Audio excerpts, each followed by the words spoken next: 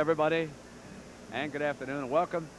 I'm Brent Musburger, and of course, a different configuration this year. We're going to play 3 games now in a row here in the Forum. We'll be here Wednesday night and Friday night. Back in the late 40s and early 50s, they played 4 NBA championship games, 2-3-2. Interestingly enough, the team that had the middle 3 home games, they didn't win any of the 4 titles. However, the National Hockey League is the most recent frame of reference. And both of the last 2 years, the Edmonton Oilers have gone back home 1-1 and wrapped it up with 3 straight victories at home. We'll see how it affects the Lakers and the Celtics. Right now, let's go down to the floor. Here's the voice of the Boston Celtics and his colleague, Tommy Heinsohn with Dick Stockton. Take it away, Mr. Green. Thank you very much, Brent. Yesterday, Casey Jones said the Lakers were not aggressive in Game 2. They were outright dirty. And so the Lakers did something they had never done before. They initiated aggressive physical play instead of retaliating, and that has not been lost on the Celtics star Larry Bird looking ahead to this game. It's going to be a little bit more physical. We let them push us around a little bit too much. We don't have to go out there and knock people down and try to hurt them. We just have to go out there and bang the boards a little harder, be a little bit more aggressive on defense. When they start making their cuts, bump them a little bit, and not let them have the positions that they got the other night. It's going to be tough, but we're ready for the challenge. And the Celtics usually are. The name of the game is rebounding, and rebounding determines the aggressiveness of this game. And, of course, I think you're going to see a fierce game off the glass. And, of course, my partner, Tom Heinsohn, knows full well that we're going to see a lot from the very start in this game, Tom. Well, Dick, I think the first few minutes of this game determines who's going to be able to inflict their will on the other as far as style is concerned. The Lakers want to upbeat the game, try and take the legs out from underneath the big guys of the Celtics. They also have a lot more confidence when they're flying for layups. The Celtics, conversely, will have to slow the ball down, be very patient on offense, take good shots, hoping that by making the Lakers play defense, that they'll take those feet out of the fast break. Of course, none of that could prevent Kareem from scoring 38 points in a brilliant effort in game number 2. But Robert Parrish, the Celtics center, has a contusion of the lower back, and he is not 100%, though he's going to play today. Dick, in game 1, Robert Parrish ran Kareem Abdul-Jabbar's legs off. In game 2, Jabbar came back with a vengeance and played a game in itself that would have qualified him for the Hall of Fame. I think right now the challenge is for Jabbar to come back and do it twice, and also for Parrish to try with the injury to play 100%. I think they're going to even themselves off. This game is going to be determined, in my opinion, by other players. All right, Tommy, and right now let's go back up to Brent. The Los Angeles Lakers back home in the friendly confines of the Forum, where since February they are such and such and such and such. We'll have the opening tip-off coming up in just a minute. Oh, yes, Ain, Cooper, Wedman. No, Wedman. He is Weddy, Cooper.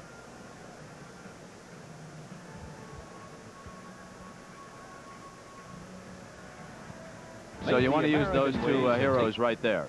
Okay, you know, we've had 2 unlikely heroes. In the first game, of course, Scott Wedman hit an NBA championship record of 11 of 11. And then in game 2, Abdul-Jabbar had the big game, but he had a huge helping hand from Michael Cooper.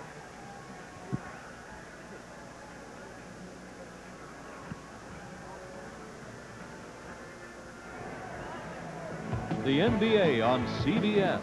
Today's championship game from Inglewood, California is sponsored by Miller Beer. Miller, made the American way since 1855.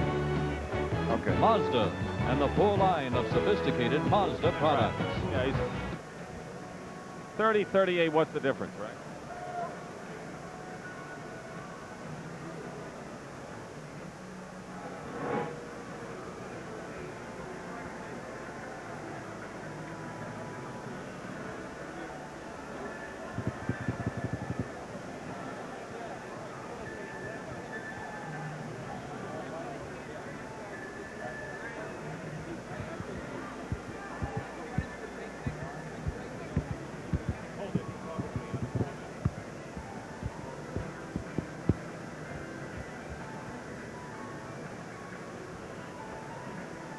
Give me that last part again.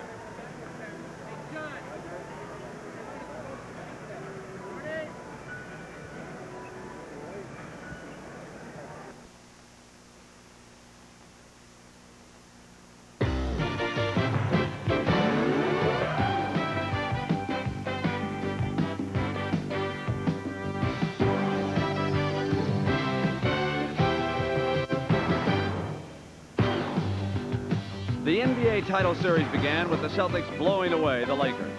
Quarterbacked by the magnificent Larry Bird, the Celtics played a near-perfect game. Their scrappy style only further distracted and frustrated the Lakers. Los Angeles helplessly watched as Boston jumped out 1-0.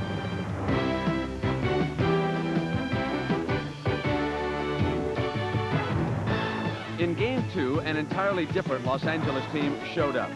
These were the Lakers of the devastating fast break and the patented Abdul-Jabbar sky hooks. But it was also a team exhibiting a newfound character. The movie stars turned the tables on the longshoremen, and now they did the intimidating. And whenever Bird touched the ball, he found himself surrounded by a sea of blue. Los Angeles tied the series at 1, and it was time to head back west. The Lakers now hold the home court edge.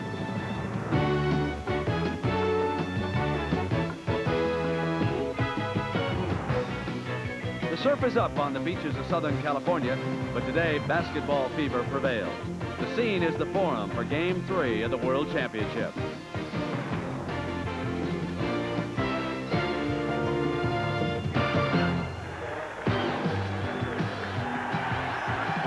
So come on inside the Forum in Los Angeles as the scene for this NBA World Championship now comes from the Atlantic to the Pacific Ocean. 17,500 expected here. They will boo the Celtics and they will cheer the Lakers. And if you want a ringside seat, it'll cost you $100. Back in Boston, they looked at all those championship banners. But here in Los Angeles, they keep their eye on the floor. It's Game 3, the Celtics and the Lakers on CBS.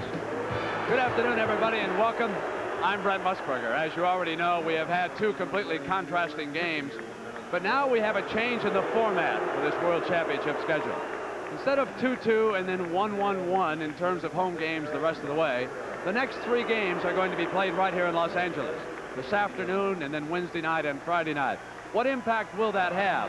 Well, in the National Hockey League, the Edmonton Oilers have gone home in each of the last 2 seasons under the 2-3-2, and they have never let the other team get out of Edmonton.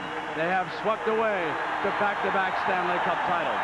But if we go back in NBA history to the late 40s and the 50s, 4 times they played this 2-3-2, and in none of the 4 occasions did the team with the middle 3 games at home, as the Lakers have here, win the World Championship. So who knows? Will we go the way of the National Hockey League, or will it be past NBA? Only time will tell. It's time now for the tip-off of Game 3, and let's go down to Dick Stockton and Tommy Heinsohn. Dick? Thank you very much, Brent, and this is the most boisterous I've ever heard a Forum crowd before the opening tip-off. They are ready for the game today, and K.C. Jones, the Celtics coach, told us yesterday the Lakers were not aggressive in Game 2. They were outright dirty, and for the first time in anyone's memory, the Lakers initiated the rough stuff instead of retaliating, and of course that has set the mark. Larry Bird talked about what that means for the Celtics. I expect a fierce game off the boards today, and that is the barometer of the aggressiveness in this game. But I know that my partner Tom Heinsohn thinks that we will see a lot right off the top in this game in significance. Very important, Dick, for one team or the other to inflict their will and style on the other. The Lakers want a fast break, up-tempo the game. The Celtics want good selection of shots and make the Lakers play defense with their feet rather than get out on a fast break. All right, and so the lineups for this game number 3, same as it's been throughout. Parrish, Robert Parrish, the Celtics center, suffered a contusion in the lower back. He is not 100%, but as Red Auerbach said, it's playoff time and you come to play, whatever ailments you have. There is Parrish, and there is Kareem, who had 30 points in game number 2. We're set to go. Lakers control.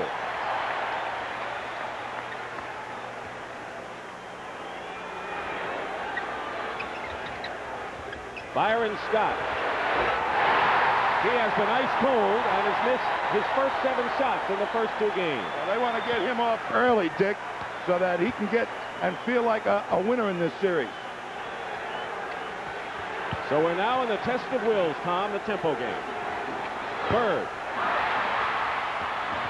And McHale. Parrish. And a loose ball foul against the Celtics. Immediately, I see some good blocking out, Dick, by the Lakers on that offensive board, something that they used quite effectively in Game 2. Earl Strom and Hugh Evans are the officials, and John Vanek is the alternate for this game. Dennis Johnson is guarding Magic Johnson, and Kareem goes inside and is fouled by Robert Parrish. Tommy, to what extent is Parrish's injury suffered in Game 2 going to affect him here? Well, they count on Parrish really running up and down that court and blocking out and grabbing those rebounds. If he can't run and jump, they're in serious trouble. Kareem got the ball in good position, and the Lakers start out 4-zip. They haven't done it with the fast break, however. It's been their half-court game. And the Laker coaches told us yesterday, we don't feel we can win a half-court game with Boston. Dennis Johnson misses, knocked out of bounds, Laker ball. But already you can see Boston really pounding the offensive board a lot more. Well, they're double-teaming McHale on the board. They're sending two guys, the Lakers, to block McHale out. Again to Kareem. Rambis in the lane. And a loose ball foul, this time against the Lakers and Kurt Rambis. Pat Riley wants to use as many power forwards as he can to really bother Kevin McHale, put him through a torture test, and Rambis is going to bang hard as he can. This is where Casey Jones talked about Celtic patience. Inside to McHale. Make that extra pass, and that's one way of stopping the Laker fast break. Worthy coming right back on the baseline. Throws up an air ball. Parrish finds Ainge. 2-on-1 Boston. Bird back to Ainge.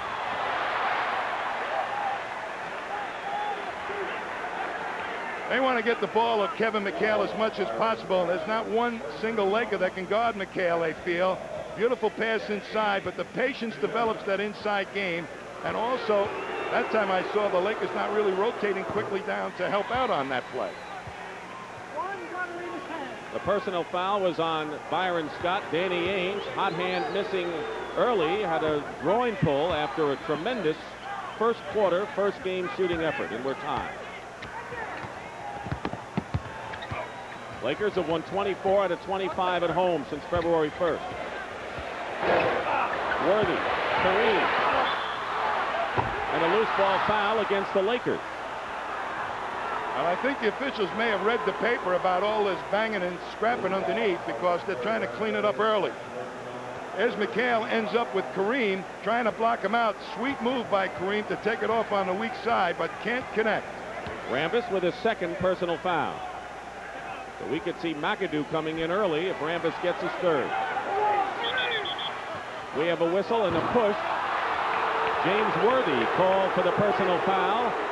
And the Lakers have picked up a bunch in the early moments, and we have just under 10 minutes to go in the first period. Well, Pat Riley's been worried about Worthy making foolish fouls. That was a foolish foul right in the open court.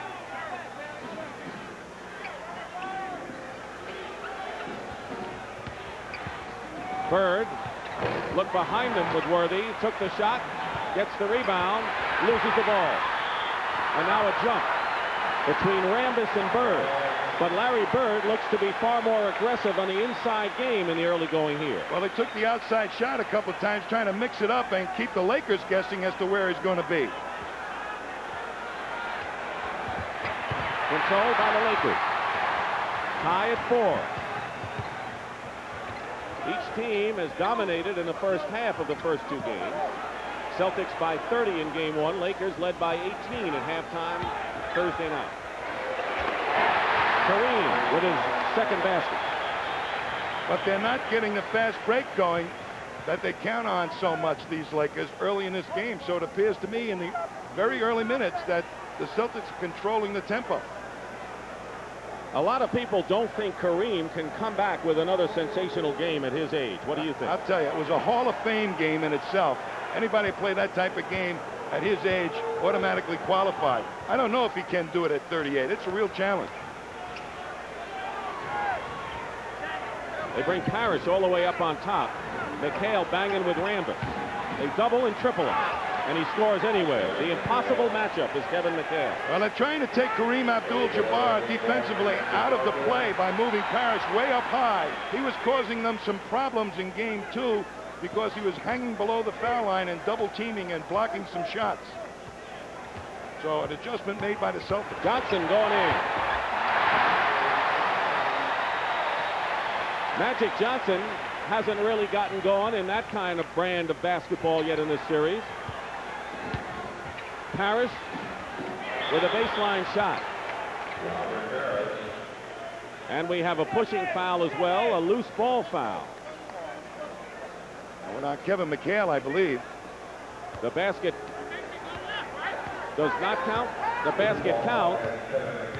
And the foul is on McHale, his first. The score is tied at 8. Two-man game with Worthy and Magic, and a 3-second violation against the Lakers. A lot of early fouls here. That could be to the benefit of the Lakers, however, as they're going to use a lot more people than the Celtics want to use. Particularly, they want to keep Kevin McHale in the game, the Celtics. Bird coming off a screen. Parrish. And here are the Lakers. 5-on-2.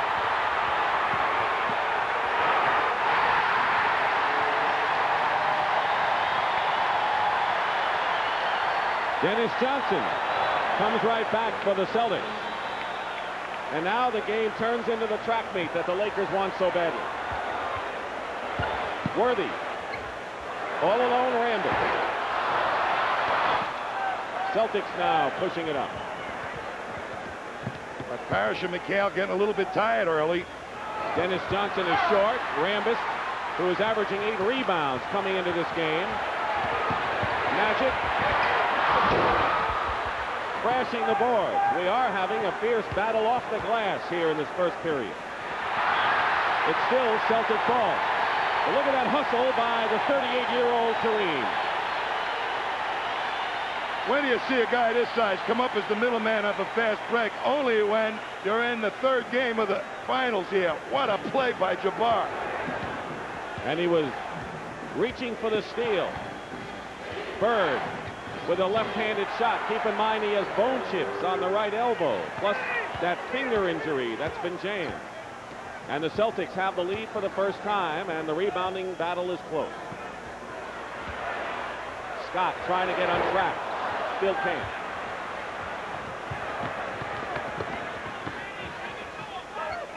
Bird's a trailer here.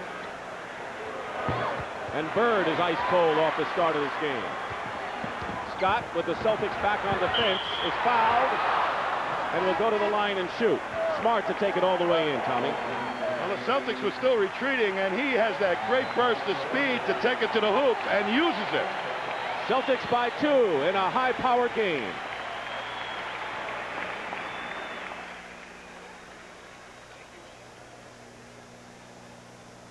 Let's start. Some napkins. Napkins. Do you have napkins, please? Thank you. Let's talk about the matchup of Magic on Ainge. Magic on Ainge. What are they doing? Magic. Well, okay. Right what now, it means? Ainge is picking them up and turning them over if possible. So then Dennis has to find them. Is that the deal? Let's just talk about what that means. What that meant. But we got to do it when they're showing it. Huh? Right. That was good, huh? You got the tempo in, you got all that stuff in, you got the patience in, huh? The patience. The NBA on CBS.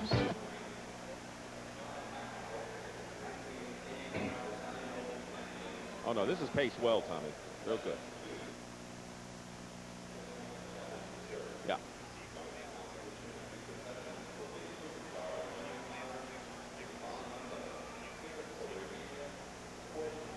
Good.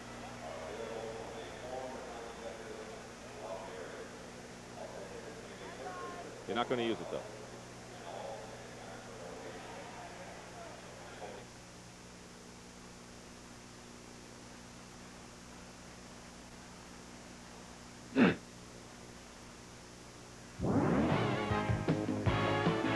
The NBA on CBS. Today's championship game from Inglewood, California is sponsored by Miller Beer.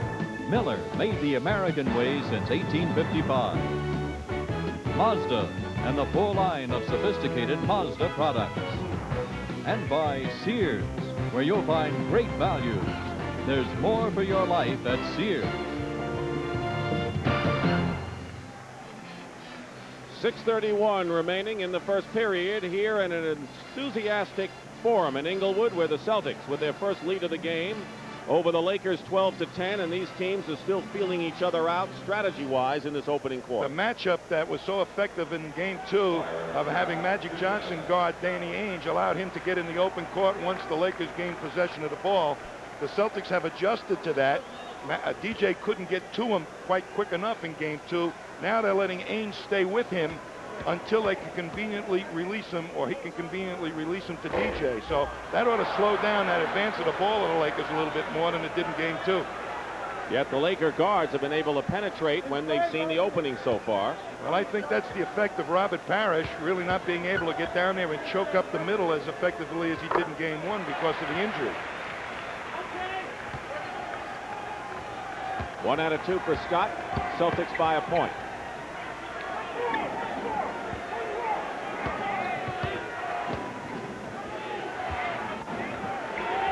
McHale looking into Larry Bird, and he had Kareem, but it was Parrish who tipped the ball in.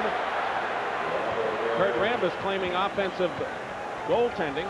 When Bird sees Jabbar coming at him, he's just going to throw the ball up there. He knows Parrish is going to steam for the rebound. Parrish will have a big height advantage on someone. Steal, Dennis Johnson, and it's a 4-on-2 for the Celtics. But Byron Scott picks the pocket of Dennis Johnson, and this is all Lakers.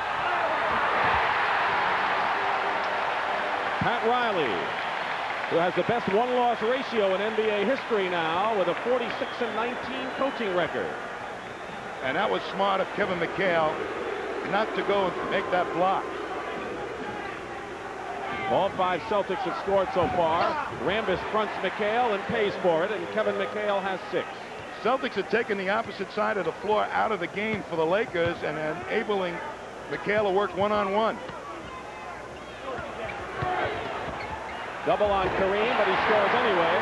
I don't know if he'll get 30, but he's got 10 already. He's a third of the way there, and he's hit his last 4 shots. No basket, and the foul on Kareem, fouling Robert Parrish. That's number 1 on Abdul-Jabbar. And Bob McAdoo is in. What's the significance of this first substitution? They're hoping, the Lakers, to use the likes of McAdoo, Kupchak, Rambis to have 24 fouls and totally put Kevin McHale through a torture test of aggressive play, banging him on the board. So McAdoo, very important right now to play McHale tough.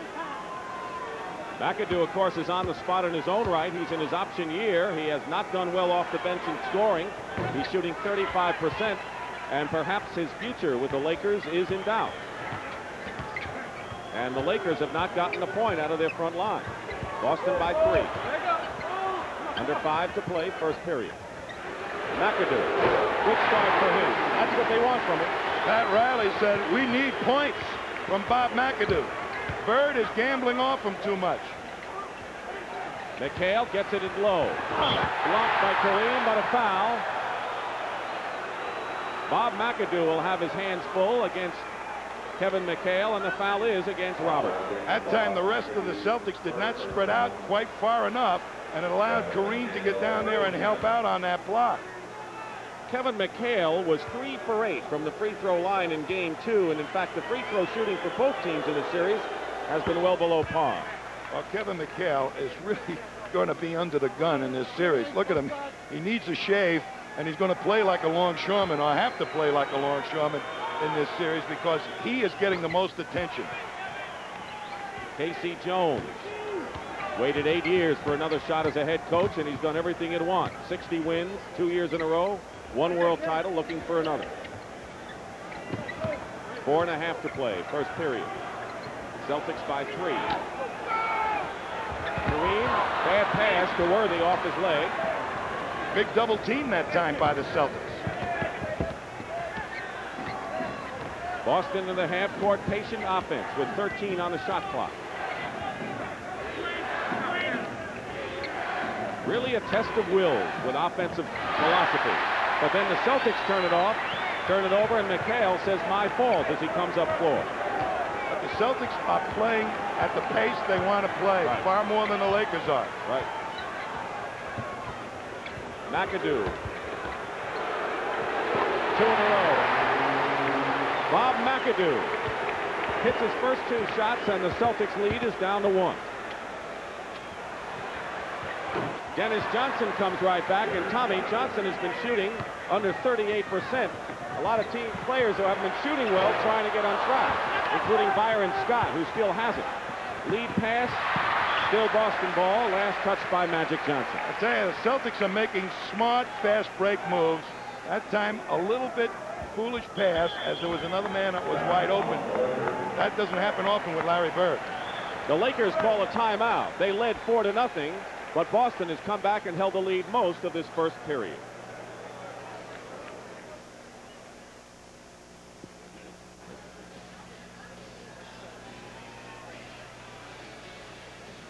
Yeah, he needs 10. Are they going to stop the game? Okay, let's come out to him then. Let's do that. Thank you. Marty, all right. You know where West is? The rebounds and fouls per minute on those forwards. Okay.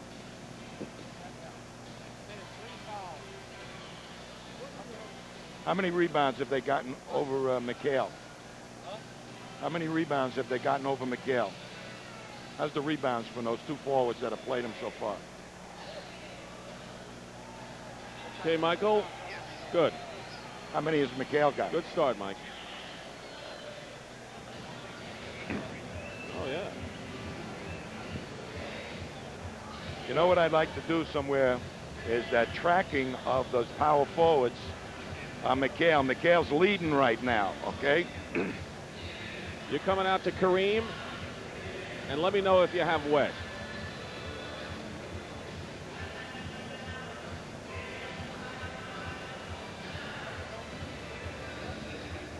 Now, wait a second.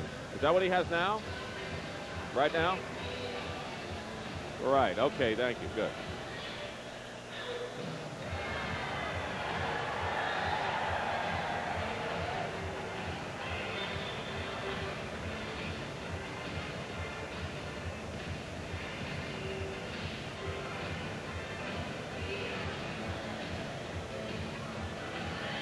Kareem Abdul-Jabbar needs 10 points to become the all-time leading playoff scorer. Jerry West, the general manager of the Lakers, has the lead, but not for long.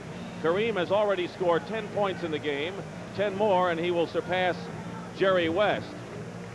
And there is the ageless Abdul-Jabbar, who last year broke Wilt Chamberlain's record, had a book coming out, rebuilt his home after a fire a couple of years ago, broke up with his girlfriend, and frankly admitted he didn't have the concentration that he had this year, and he played younger this season.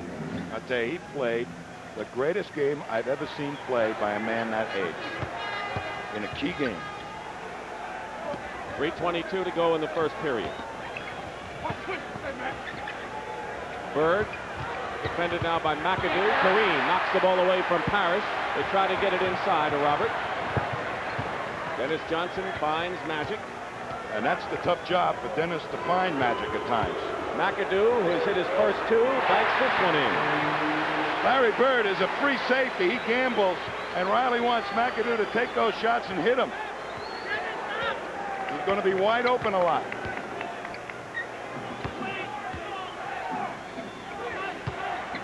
Parrish with a sky hook of his own. 8 points for Robert Parrish. McHale also has 8 for the Celtics. No limp in his game today, Robert Parrish. Key thing is whether he could jump, and he's shown he can do that. McAdoo again. Bird's going to have to play him much tougher now. I think they're keying on Bird right now, both Jabbar and everybody else on the Lakers. Bird gets free inside, and McAdoo and McHale are going at it now. Somebody better step in, and Jimmy Rogers, the Laker assistant, and the officials bring a halt to this in a hurry. One of the reasons, Dick, is that when you stop platooning guys to use their fouls against one player, he gets a little angry about it. And McHale knew that happened in game 2, and now he's trying to sort of stem the tide. McAdoo still wants to get at McHale, and Earl Strom will have none of that. Here's Bird making a good move, and a little fake. And there's McAdoo coming over the top. And why? And trying to get up the court, McAdoo takes a swing at him. So that's just that little aggressiveness showing by both players right now.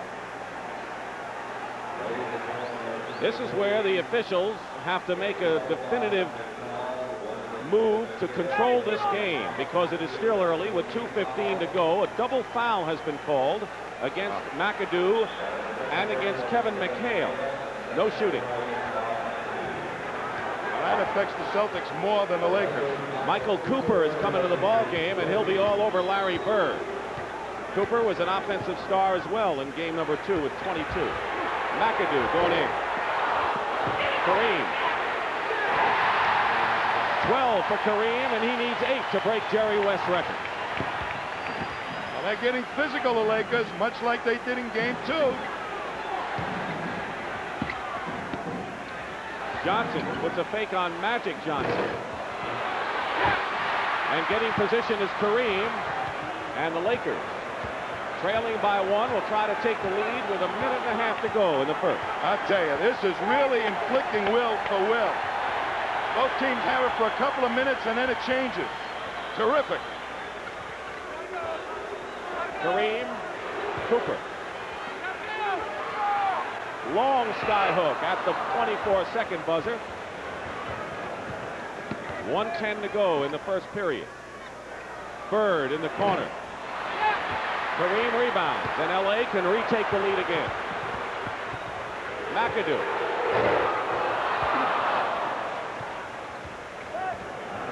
Under a minute to go in the first period. And this is the tightest first period of action we have seen in this series. Are they looking for Bob McAdoo? They brought him in early and wanted to get him off, and he did to the tune of 8 points at this time. 5 on the shot clock and a foul against the Lakers. They are in the penalty, and so the Celtics will shoot 1 plus the penalty. I think, Dick, that the officials right now know that there's anticipated tough ball game with physical hand checking, and they just called it on Michael Cooper trying to clean it up. Kareem goes out, and Mitch Kupchak, who had a tremendous impact in the second game with 15 strong minutes, 5 rebounds and 5 points. And if you want to talk about this game moving up a notch in intimidation, it could with Mitch in there. Well, Mitch was a guy that was really throwing his body around in game 2. In fact, Casey Jones cited him for the real dirty play of trying to take Robert Parrish's head off. Cedric Maxwell, who has been little used to the Celtics, he's not at full strength, replaces McHale, and the crowd lets them know how they feel about him. Maxwell, that's a key move by Casey Jones. He's hopeful that Maxwell will regain his form. He needs his inside play. Larry Bird, 1 of 2 from the line. Celtics lead by 2 points with a half a minute to play now. Against Maxwell. McAdoo. But there's Kupchak. He had the layup and he couldn't do it. And now the Celtics play for the last shot. Celtics waited until the last minute for their first substitution. Pat Riley went 3 men into the Laker bench. 5 seconds. Bird out of the pack. And that'll do it. 1 second to go. Cooper fires it up. And the Boston Celtics, in the closest first period of this series, have their biggest lead, 29-25. And a lot more action coming up from the Forum.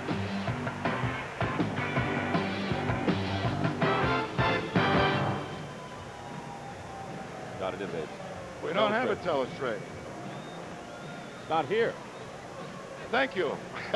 We can go. I thought you expected me to drop a glass of water on it and it'll appear. What?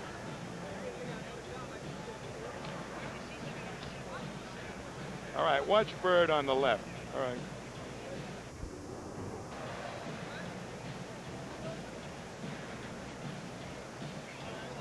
Yeah, okay. What's the rebound story, Mike? I'm just curious. And shooting. I'm just curious on Move those. it over there, right.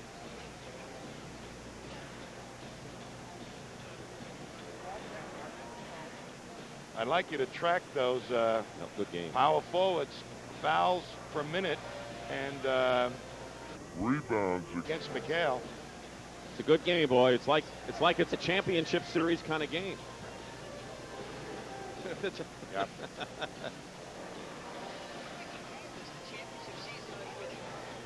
Not bad. Make a play, wouldn't it? You mean shooting and rebounding? Thank you. Thank you. You can put them on the same card if you want. What are you going to show here, Thomas? Bird, how much time he needs to get that outside shot up, but how nicely he sets up Michael Cooper, a quick player, to get that shot off. Was this the last basket? Yeah. Okay.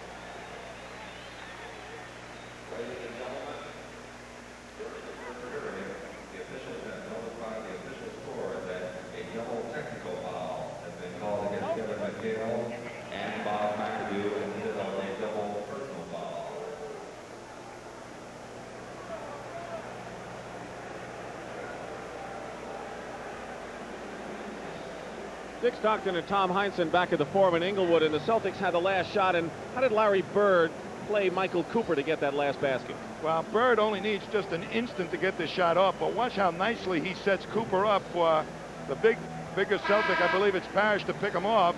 Takes a step to the hoop, and then there he is popping out. Plenty of time to get that shot off.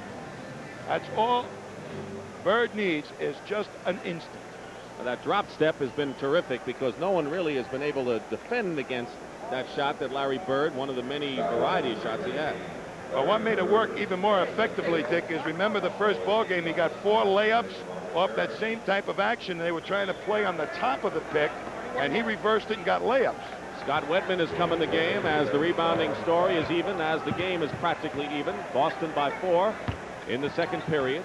Scott Wedman, a good outside shooter, had a record-breaking first game, hitting 11 of 11 from the field. Gone now for 3. Wedman set an NBA record with 11 three-point shots in a row this season, and he's 5 for 5 for the series. And when he hits that first one, he's liable not to miss the rest of the day. Mitch Kupchak with a baseline shot from 18 feet. Ames guarded by Worthy on a switch. Wedman defended by Magic Johnson. McHale now has Kupchak with him, and McHale scores.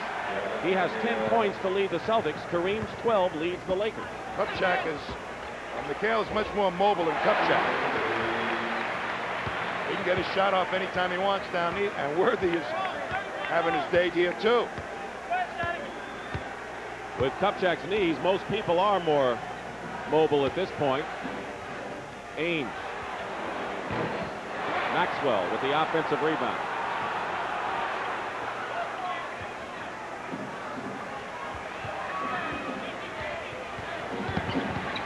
Dennis Johnson. 6 for Dennis Johnson. 7-point lead for the Boston Celtics.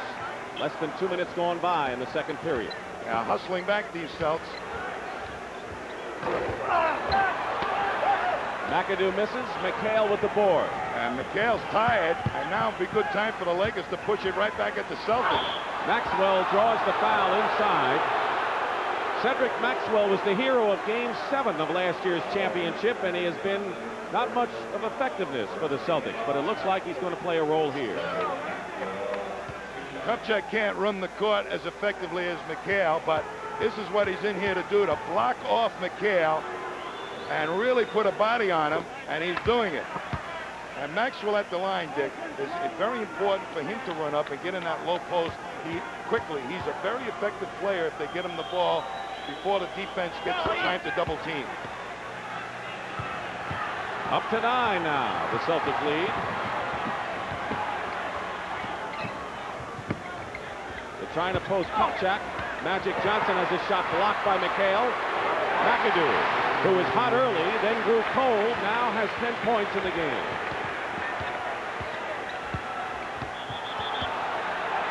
And a foul against the Celtics. It's only the second foul on Kevin McHale, though, Dick. They announced during the end of the quarter, watch here, as McHale is being moved by Kupchak and then moves back, and Kupchak pulls the Olak job and gets the foul call on McHale. They call double technical fouls on those two, so McHale has 2 personals at this point.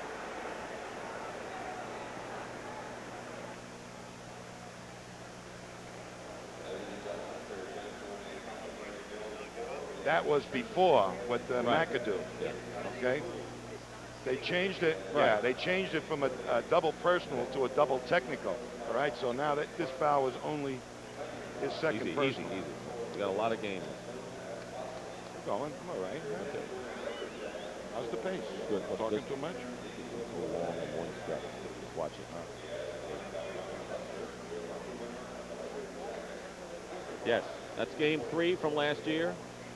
Yeah.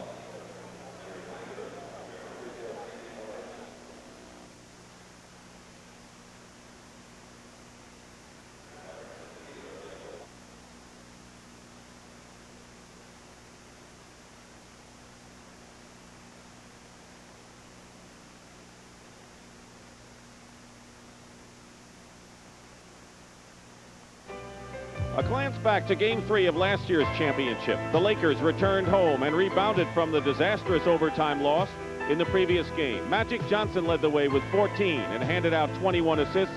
Kareem Abdul-Jabbar dominated in the middle, scoring 24 as the Lakers rolled to a 137-104 victory and a 2-1 series lead. And a different characteristic to this third game as all series take on different forms. The Celtics have been leading after the Lakers scored the first 4 points, 38-31. And how would you look at the give and take of this game at this point? Well, I think the Celtics played the better part of the game right now because they controlled the pace of the game the way they wanted. They never let the Greyhounds of the Lakers get out and chase the rabbit, Magic Johnson. So I'd say very much the game in control as far as the Celtics concerned. Quinn Buckner has come in the ball game for the Celtics, the veteran guard who specializes on defense. Byron Scott returns to the game for the Lakers. There is Scott, who has been cold after a brilliant season. Magic Johnson goes to the bench, having scored 2 points. 9:40 to go in the second period. Worthy going to work against Maxwell, crashing the boards, and they're going to call a loose ball foul against L.A., and that'll be against Mitch Kupchak. Well, they're really working McHale, I'll tell you that, in every way possible. Kupchak is guarding McHale, and so McHale's going to see some muscle here. He's fouled. Well, that was a terrific pass to McHale right along the baseline by Wedman.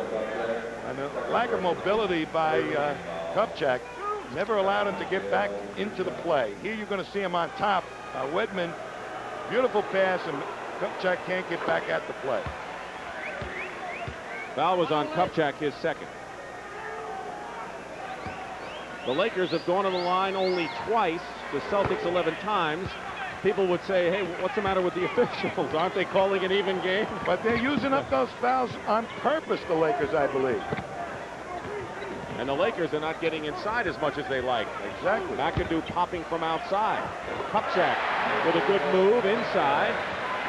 It's 40-33. The Lakers certainly within striking distance as we wind down to 9 minutes remaining in the second period. Scott is on Buckner. Lakers going with a lot of second liners. Celtics are now second liners. McHale and Ames are the only starters in the game. That'll be the foul called on Mitch Kupchak, so he picks up 3, and now Kareem will check back in the game, and Mitch goes out. Well, I'll tell you right now, they are working that McHale as hard as they can, playing very physical with him, hoping that he will tire out in the second half. LA has committed 7 fouls guarding McHale right now, and the Celtics are trying to capitalize on him early by going to him in a low post. Ray Williams has come out into the ball game for the first time for the Celtics, and Robert Parrish returns, and Maxwell perhaps gave the Celtics more than he's given them in a long time. Well, he looked like his timing was there, and the Celtics looked like they had confidence to give him the ball. So now the Celtics in the backcourt defending have Buckner and Ray Williams, their second line guards, against Cooper and Byron Scott. Kareem is back in there, the starting centers. Finally, they'll call the foul on Quinn Buckner of the Celtics. That's their first team foul of the second period. Well, the Celtics aren't going out and challenging people normally, but Buckner loves to go up and get underneath you and make you pay. McAdoo working on McHale, who lets him go right by for an easy layup, and McAdoo has 12 now. Wedman wide open. You're right, when Wedman hits the first, who knows how many he'll hit in a row. The Lakers not back fast on defense that time. Worthy gets the ball, good position, try to jam it, missed the shot. Worthy goes right in against the big meat of Parrish and McHale, and a good move by James Worthy. Celtics have maintained a 7-point lead, however, and here's a turnover, 3-on-1. And the foul, it'll be a 2-shot foul against Quinn Buckner with Worthy going in. Well, when one of the guards of the Celtics penetrates and there's a miscue and the Lakers gain possession, that leaves only one man back normally to protect against potentially 3. Tough job that time by Buckner, and he made the good foul. And the Lakers don't normally get fast breaks through turnovers, do they? No, they don't. They're not very aggressive themselves defensively, so if you throw the ball away, you're just playing the game into the Lakers' hands. They're not aggressive defensively, these Lakers. They don't go out and press.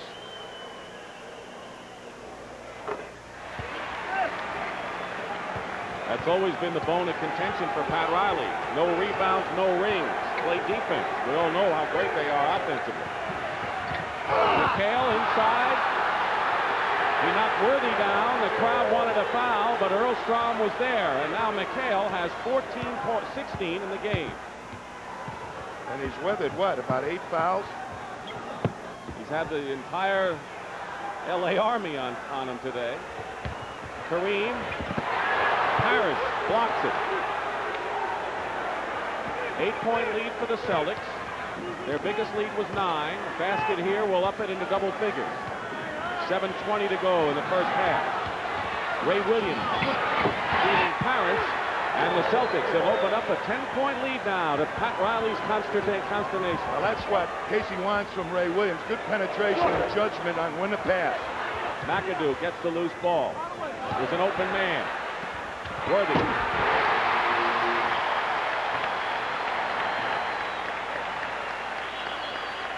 Magic will be coming back in the game as Pat Riley wants to bring more of the front liners in. Doesn't want the Celtics to get too far in front. They lead by 8 now.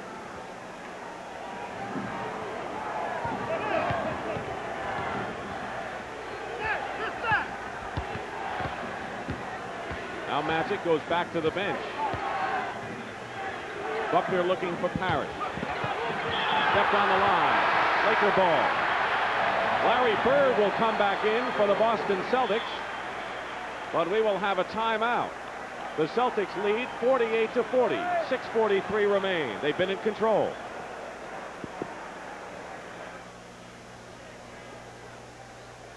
What?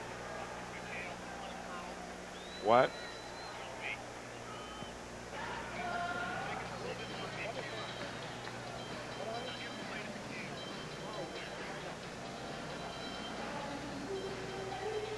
That's not a curl. That's just a give and go, and they, you know, that's you can use it. Oh, do you got a point to make instead of that? Not really. Not a good point.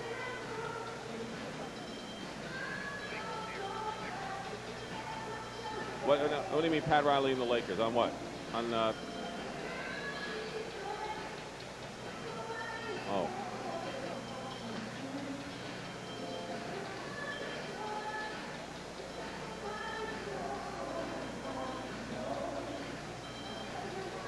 Yep.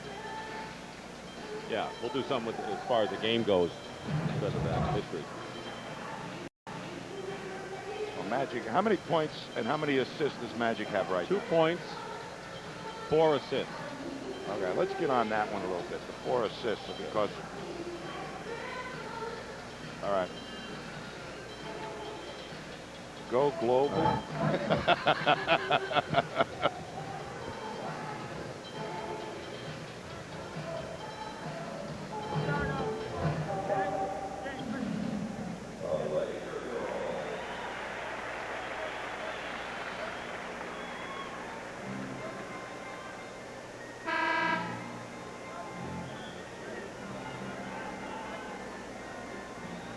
Pat Riley has been to the finals in his 4 years as head coach and looking to win another world championship.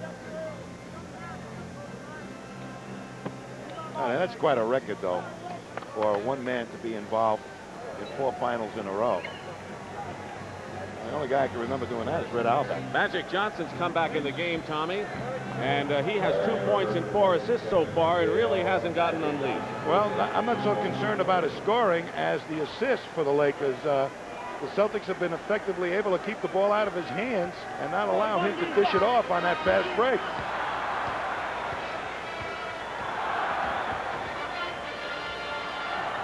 Kareem with a skyhook. He is now 6 points away from the all-time NBA playoff scoring record. His boss is in the audience, the man who currently holds the mark.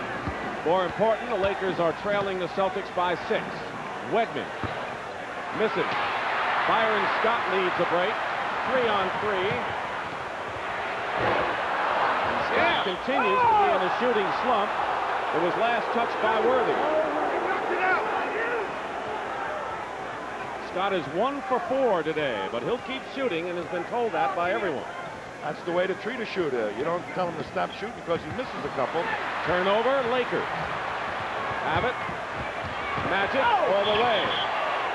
And he'll go to the line and shoot and almost got a chance for a 3-point play. When you let Magic get up to the foul line before he reaches a defender, you are done, man. Because he hits open people. Right now, the Celtics, when they see him coming, also have to be concerned about the wingmen who can shoot jump shots. So they virtually leave a path to the basket for him. Foul was on Quinn Buckner, his 3rd personal foul.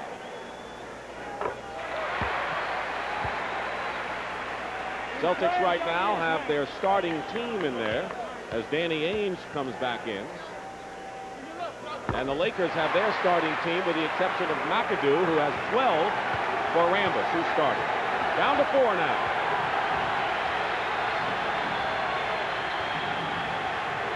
.545 remaining in the first half. Bird over Worthy. He did not get a good shot off. Worthy was in his face. Magic Johnson goes in. Doesn't get the roll, and the steal by Johnson.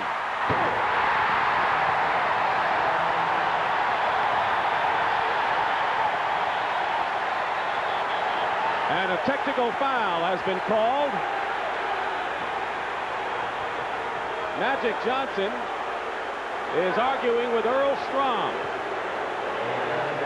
Here he comes up, makes a great basket. Something he's been trying to do. McHale comes up with the rebound, a steal by Magic.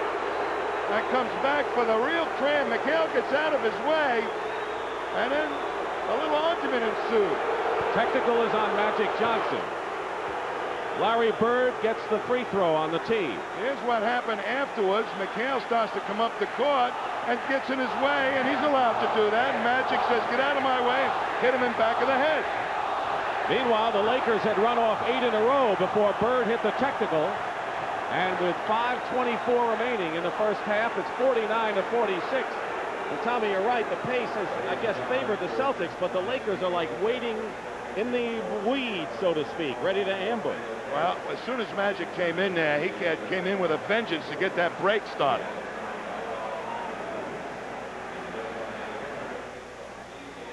Yeah, Mike, you can't just put on that I didn't know that graphic was coming.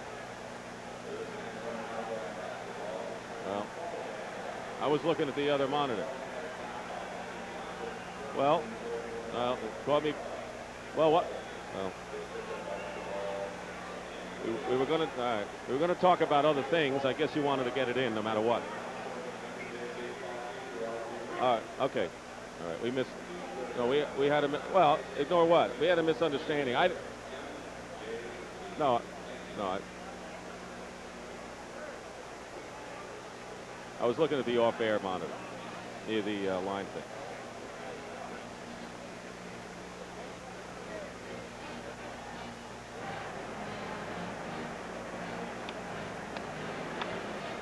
I'll tell you, neither team able to really consistently control the game with their style. It's really a challenge right now. A tremendous So what game. happens now? Does it mean who has it last? Is that the deal, or No, what? I mean, they're looking for compounding things. Is So where else Parrish can going to we- get tired, or McHale after all this fouling Well, let's stuff? look somewhere else because the style is not. All in the right, but I first mean, half. they're Yeah. going at each other, and the strategy of it is that they've taken the ball out of Magic's hands.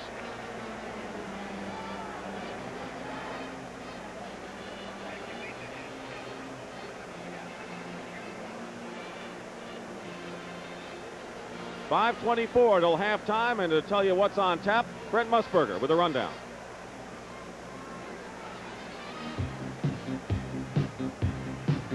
Coming up at halftime, we're going to travel to Italy, where Pat O'Brien found America's game, and the fans there are even more passionate than they are here in the U.S. I've been cursed at, things thrown at me, spit on, insulted, everything, you know. So I wear my raincoat to some games when I know they're going to spit on me. And our live guest, Denver Nugget coach Doug Moe. He knows all about playing over in Italy. All that and more at the half. And at the Forum, you always have your array of stars and celebrities and sports figures, such as this man, Al Davis, the managing general partner of the Los Angeles Raiders, who's here just about every game. And I guess, Tommy, when he sits in those front row seats, he better be here for what they call. Nice man. Larry Bird is shooting only 3 for 10 so far in this series. In this game, that is. He's under 45% in the series. Dennis Johnson in and out. And the Lakers can come within one. Magic Johnson, you're right, he's coming with a vengeance. Playing with a lot of zeal out there now. But Danny Ainge is getting to him quickly. He was open in game 2 coming up the court. Now Ainge is starting to slow him down. 6 on the shot clock, Worthy in the lane.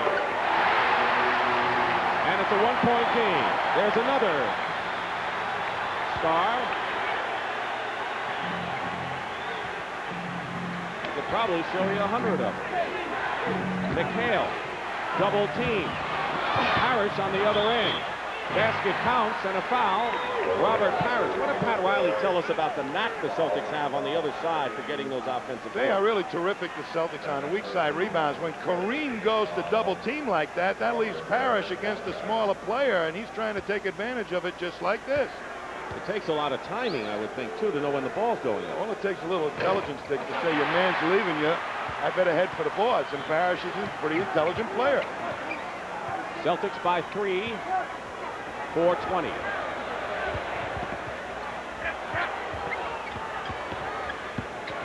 Byron Scott. That's got to be a morale booster for Byron Scott. 51-50. Harris surrounded. Magic out to meet Ainge. The Lakers on an aggressive half-court defense, and they call the Laker foul. They're in the penalty, and the Celtics will shoot. Kareem Abdul-Jabbar, second personal. Well, they have extended the Laker defense somewhat, hitting the outside shot, but now the outside shots are breaking down, so they're being able to go inside and jam against Parrish and McHale. So that's the reason that Jabbar got that foul. He was up close, and people were coming at Parrish, but not quite quick enough. Parrish misses the second free throw.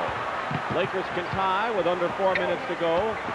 Worthy is fouled, and LA can tie it up.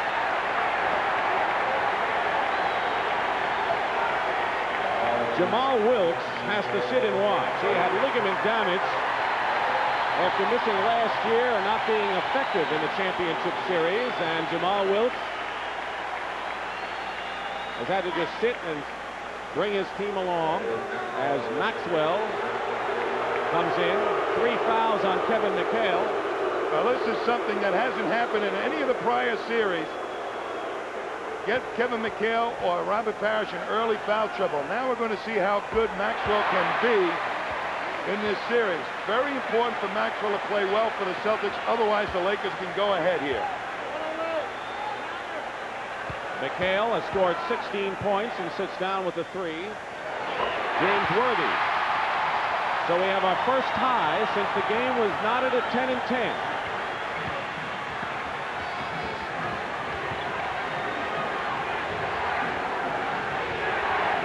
Ainge looking for Parrish. Has to go to Maxwell. 7 on the shot clock. Ainge shoots with 3 on the clock. And they'll jump it up. Larry Bird and Kareem. Excellent defense by the Lakers, Dick. The rotation was perfect. Everybody moved their feet like they were on a fast break. And that's the way they played it in game 2.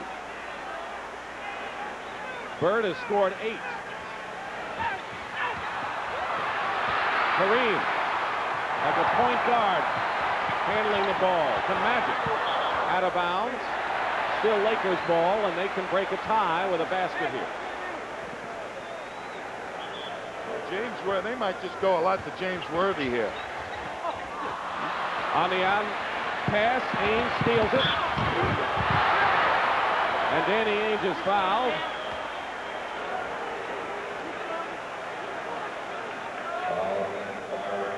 Byron Scott with a second personal foul, and Ainge could put the Celtics back out ahead.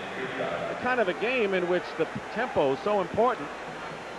Each team is trying to pull that tug of war to get it their way, it seems. I'll tell you, Boston is fast breaking when they have the opportunity, but LA likes to force the pace, and they're having difficulty doing it because Magic doesn't have the ball an awful lot. The Celtics are keeping it out of his hands, so they're going more and more to their half-court offense. Kind of a role reversal. But the Lakers are hanging in there with it, so they can't be all that disappointed.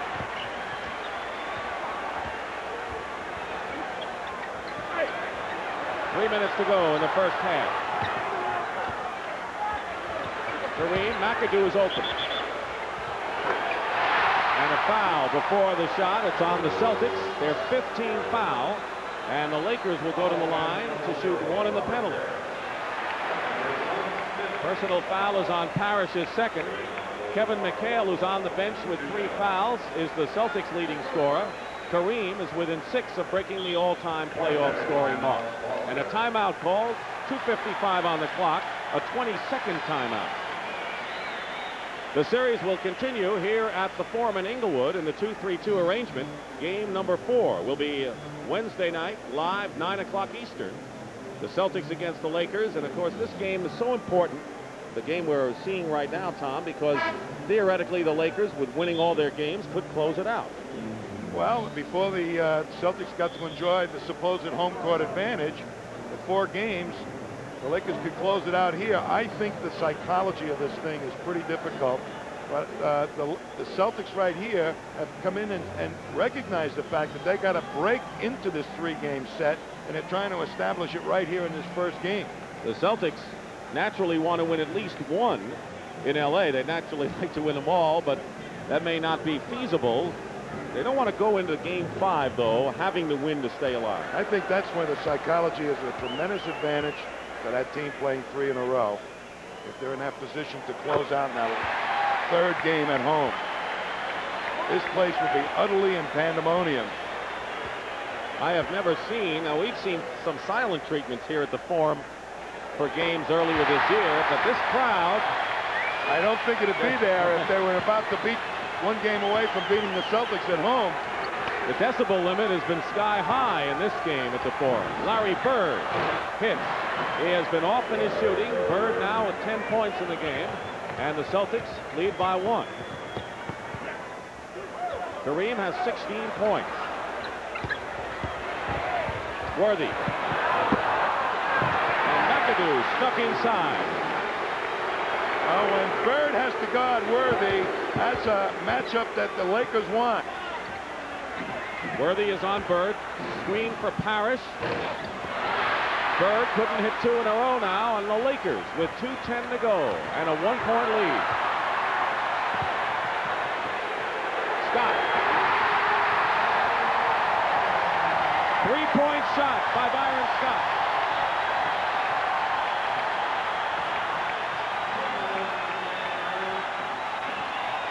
Blocked. Dennis Johnson's shot is blocked, and here they come.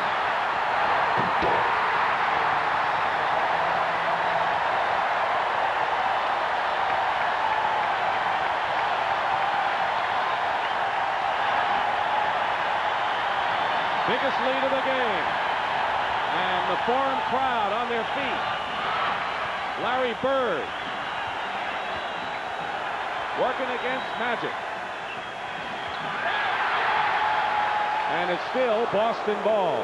Byron Scott is on fire. He has scored 6 points here in the second period, 9 in the game, and has turned on this crowd even more. When he hit that three-pointer, there wasn't a Celtic within 15 feet of him. They forgot about Byron Scott. And a foul before the shot.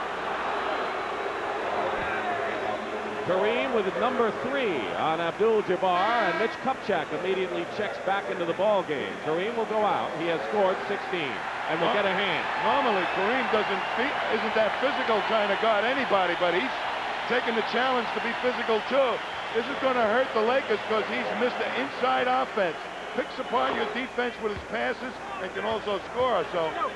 Well, it's 1:18 to go, so he'll sit out the rest of the half, and if the Lakers can hold the fort right now and he gets some little time, it may not be all that bad in the second half. No, it won't be, but they like to have the psychological edge going into the half on the upbeat. If the Celtics can claw back to even, it's a different psychological thing in the locker room. We've seen in a lot of the playoff series what it means to put a string of points together just before the half. Worthy. McHale can guard Worthy better than Bird. Bird can't jump high enough to give Worthy trouble. Worthy has all of his 13 points here in the second period. Parrish blocked by McAdoo. Parrish again. Quiets the crowd a bit, and Robert Parrish has 17. He is the Celtic high scorer. Well, he's accepted the challenge of coming out here playing with an injury. So is Maxwell. McAdoo misses. Bird the rebound with 36 seconds to go. Celtics trail those Lakers by 4. Scott looking to run. Magic. Worthy. And the crowd would have erupted again if that ball had gone in. Now they're going right at somebody they don't want Worthy, the Celtics, to go up and cram the ball through. So they're very alert to try and get him before he takes off and can cram it through. They feel with him stuffing the ball through on those fast breaks, it's a morale builder for both himself and the Laker team. Foul was on Danny Ainge, his second personal. So until this game, we had yet to see Worthy at his best. We're seeing him that way in this one. Well, the more Bird has to guard Worthy, the more I think he'll be involved offensively in their game plans. Bird just has great difficulty guarding that quicker player who can play in the low post. Bird has 10. Worthy now with 15 points. 6-point lead for the Lakers. 20 seconds to go in the first half. Lakers are running, and it shows there. LA will have the lead at halftime after Boston led by 4 at the quarter. 7 seconds. 4 seconds to go. But the foreign crowd likes this first half, and they show it now.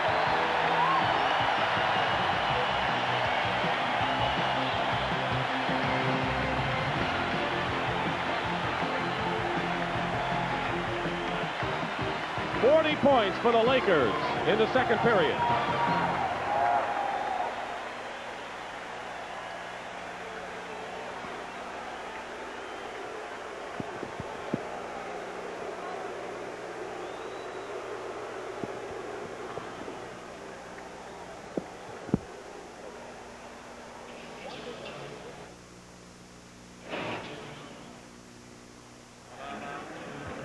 Yes, I do. As a matter of fact, how are you, sir? Just set that up there for me. Let me find my cards here. Who's got the cards? Who has cards 1 and 2? Need 1, 2, 3, and 8. Who has them? Billy, are there cards? Do you have cards? We have the halftime cards. Halftime cards.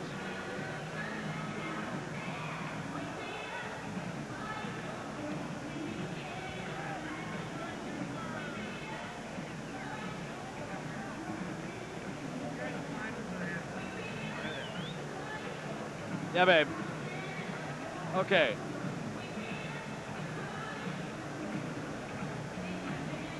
I got a camera setting up right here. Okay. One of them. I'm ready. I don't have a camera. I've been standing there since the players walked off the court. Now, Monzi, let's go back over the order. Flutie is first. And then it's Cleveland, Toronto after Flutie. California, Detroit. And those are all finals, right? Now, I also have a Milwaukee, Minnesota. Is that out? Monzi? Okay, you do not have that. All right, then I'm taking that out. That is 10 seconds.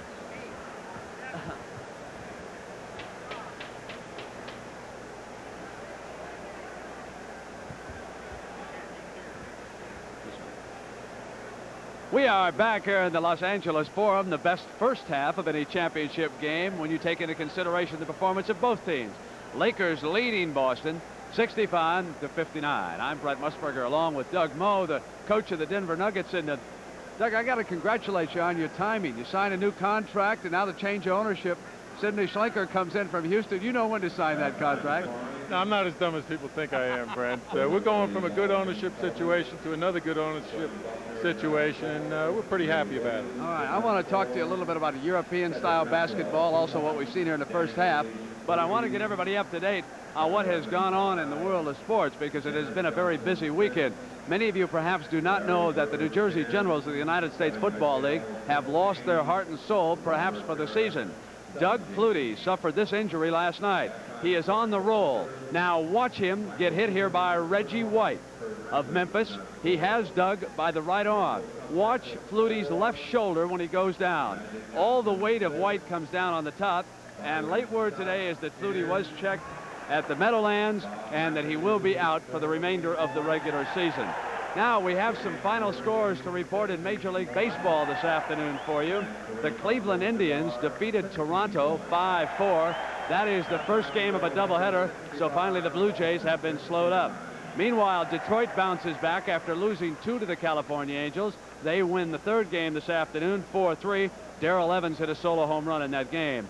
Baltimore routs Oakland 10-1 was the final in that game. And over in the National League, the Pittsburgh Pirates have shut out the Atlanta Braves 5-0. De Leon and Holland combined on a 2-hitter for Chuck Tanner in that game. Now the Kemper Open. Many of you saw that here earlier this afternoon on CBS, and it was won in dramatic fashion. Watch this putt now on the 18th as we have Bill Glasson. He trailed Mize at the time. Mize was a couple of holes behind him when Glasson rolled it in. Now the great story about that young man is he's one of the longest hitters on the tour, and this course, of course, favored him, so he was able to beat Mize and Pavin. The other thing is he was the last man on the tour to be given a qualification this year, and now he comes through with an enormous victory in the Kemper Open. We're going to come back now, and Pat O'Brien will tell us all about basketball European style. More specifically, what goes on over in Italy when they pick up a basketball.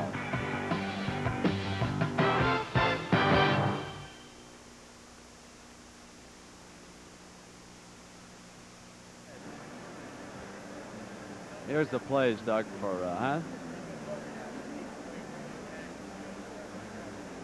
Yeah, I want him to see the plays, too, Billy, if we can. This was probably, this is Byron, when we get to that one.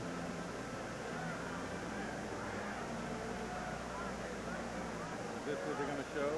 Yeah, that one, when we get to the play, that'll be the one that has Byron Scott. Oh, that one. Okay. They're going to do the one I don't. early. Yeah, that's fine. I thought it was going to be earlier too, but they picked that one out. Okay. We wanted a jump shot from Byron Scott, boys. Okay.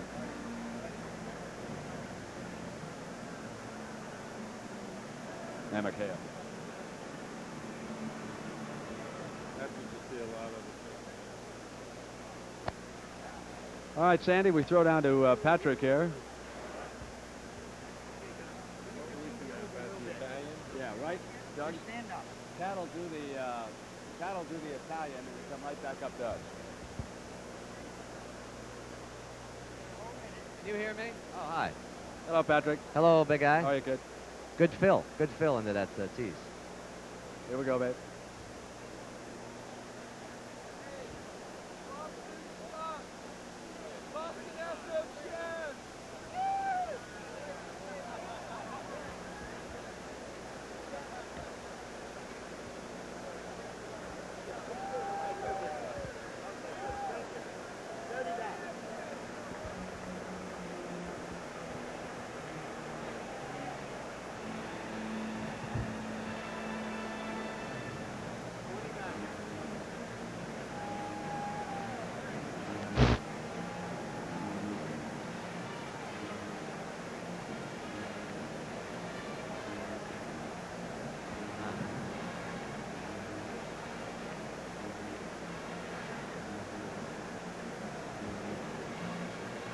Back at the half here at the Forum, Pat O'Brien gets all our exotic trips. We used to send him up to Alaska to cover a dog sled race. This time we sent him over to Europe, to Italy, to take a look at basketball. How was it, Pat? Thank you, Brent. Life is tough, you know. You know, Brent, anybody who has the talent, they want to play in the NBA. Be part of 276 of the athletes they call the world's greatest athletes. But what if you are 277, 278 or below? Well, about 60 Americans this season felt they still had some game left in them, and so they traveled halfway around the world to Italy. And a while back, as Brent said, we did as well to see that country's fastest growing sport. Italy, centuries of tradition on display. Virtually everywhere you look, there is history, beauty, a mix of the old and the young. And young and old know Italians' favorite sport is soccer. But go around as we did and ask what their second favorite pastime might be, and they'll most likely tell you basketball, a sport made famous here by Americans. In America, Boston Celtics, Los Angeles Lakers, 76. Bernard King, Larry Bird, Gus Robert Williams. Parrish, Gus Williams. Magic Johnson, Larry Bird. Moses Malone. Larry Bird. Moses Malone. Larry Bird. But can you give me a ticket to go to the Forum? Some parts of Italian basketball make you feel at home, but along with the American touch, there is a lot that is pure Italy. Pizza instead of hot dogs, and cappuccino and espresso to keep you warm. But on the court, there is a 30-second clock, a wider key, and there you see a shorter three-point line. And the contact is brutal. And there are a couple other hazards. If the refs or opponents don't get you, the fans will. Tonight's game is between Livorno and Cantu, being played at the Palazzo di Sport, the home game for Livorno. The fans have been here for about an hour and a half, and the players have been working out for about 45 minutes. The reason for that is that it's freezing in here. Another hazard of playing Italian basketball.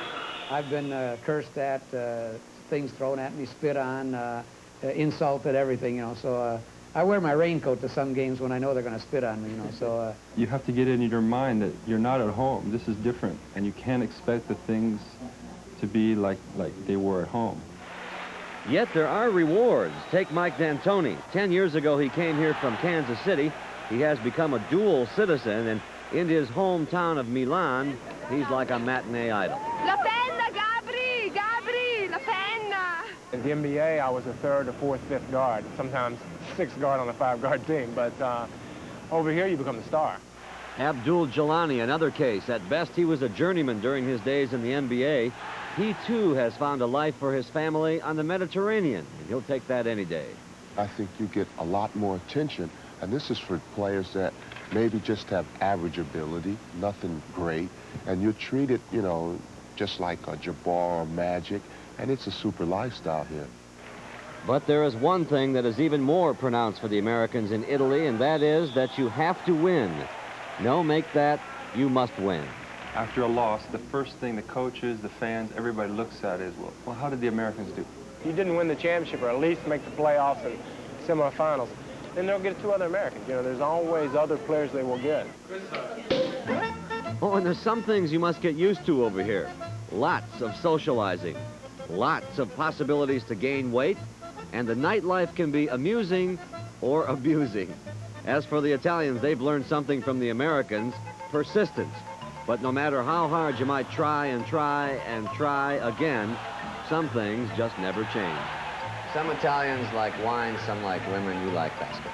No, first, I like women, I like wine, I like spaghetti, and then basketball. A Sunday afternoon stroll through Italy. You know, Brent, they're going to need all the espresso they can get because the next 4 games in this series, if it goes that far, they will be watching in Italy. This broadcast in Milan, it begins at 3 in the morning. They're going to need that espresso.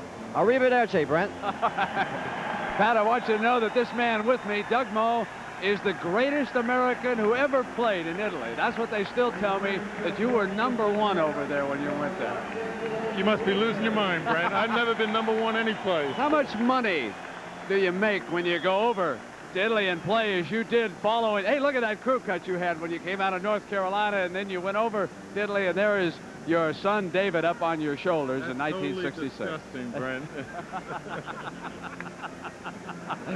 How much money did you make over there as a player? Well, to tell you the truth, my first year I made $6,000. That was a lot of money back then. How about the players now when they go over there? Are they well paid, Doug? I think they're well over $100,000. They're pretty well paid. Looked like pretty good social life, though. You must have enjoyed that. It was terrific. I had my wife and 2 kids there, and for a lot of people, it's a tremendous situation. The fans are great. It's just a lively situation, and I wouldn't mind living back there again. Doug, when I last saw you in the Fabulous Forum, you were standing up and raving at referees, pointing at the bench, getting blown away, I might add. What's it like watching the Forum crowd and not having to coach? Well, it's a lot better when you're not having to play the Lakers and someone else is playing them. It's a little bit distracting when you're getting beat by 30 points and you're struggling, you just want to get out of there. But this game today, watching this game is a thrill because both teams are really getting after it. Now, let's take a look at a couple of moments in the first half. Byron Scott, for example.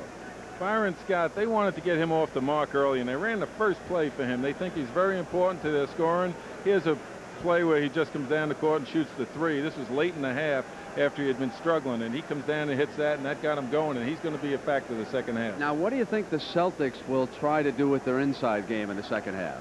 Well, Brent, they're going to go into McHale. They're going to go to McHale and to Parrish down low. Worthy's doing a terrific job on Bird, and I think that they think that McHale's a guy that's going to carry him. And this was a moment from the early part of the game. And they went to him a lot, and they're going to go to him a lot in the second half because the game is going to slow down a little bit. It will slow down. I think it'll definitely slow down. Both teams will get a little bit more conservative the second half. The first half was terrifically fast-paced, and it was exciting first half. Now it's going to be a little bit more toe-to-toe. I think the team that does run it and push it up will have an advantage. Doug, what about the play in the backcourt by the Celtic guards here this afternoon, Dennis Johnson and Danny Ainge? Well, they haven't been as noticeable as they have in the past games. And with Bird struggling a little bit and doing a pretty good job on Bird, and those 2 guards, Ainge not being a factor hitting that outside shot because he carried him in those first 2 games, I think they're going to have to come alive the second half to give those big guys some room inside. I still can never get you to get a tie up all the way and button a shirt. You know, I was gonna button it up, but I was afraid my friends would make fun of me. All right, coming up, it's the second half of Los Angeles. The Lakers and the Celtics. The Lakers with the lead, and remember, we are even in games.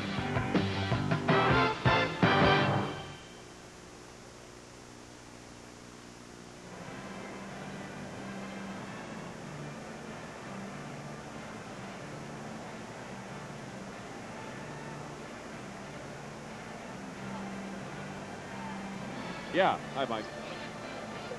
I'm with you. Points on turnover, fast break. Is that what you got? And we got these McHale, making McHale work. That one. What order are we talking?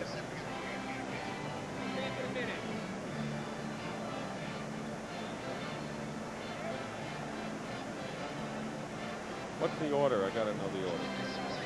No, I'm talking to Marty here about what the order.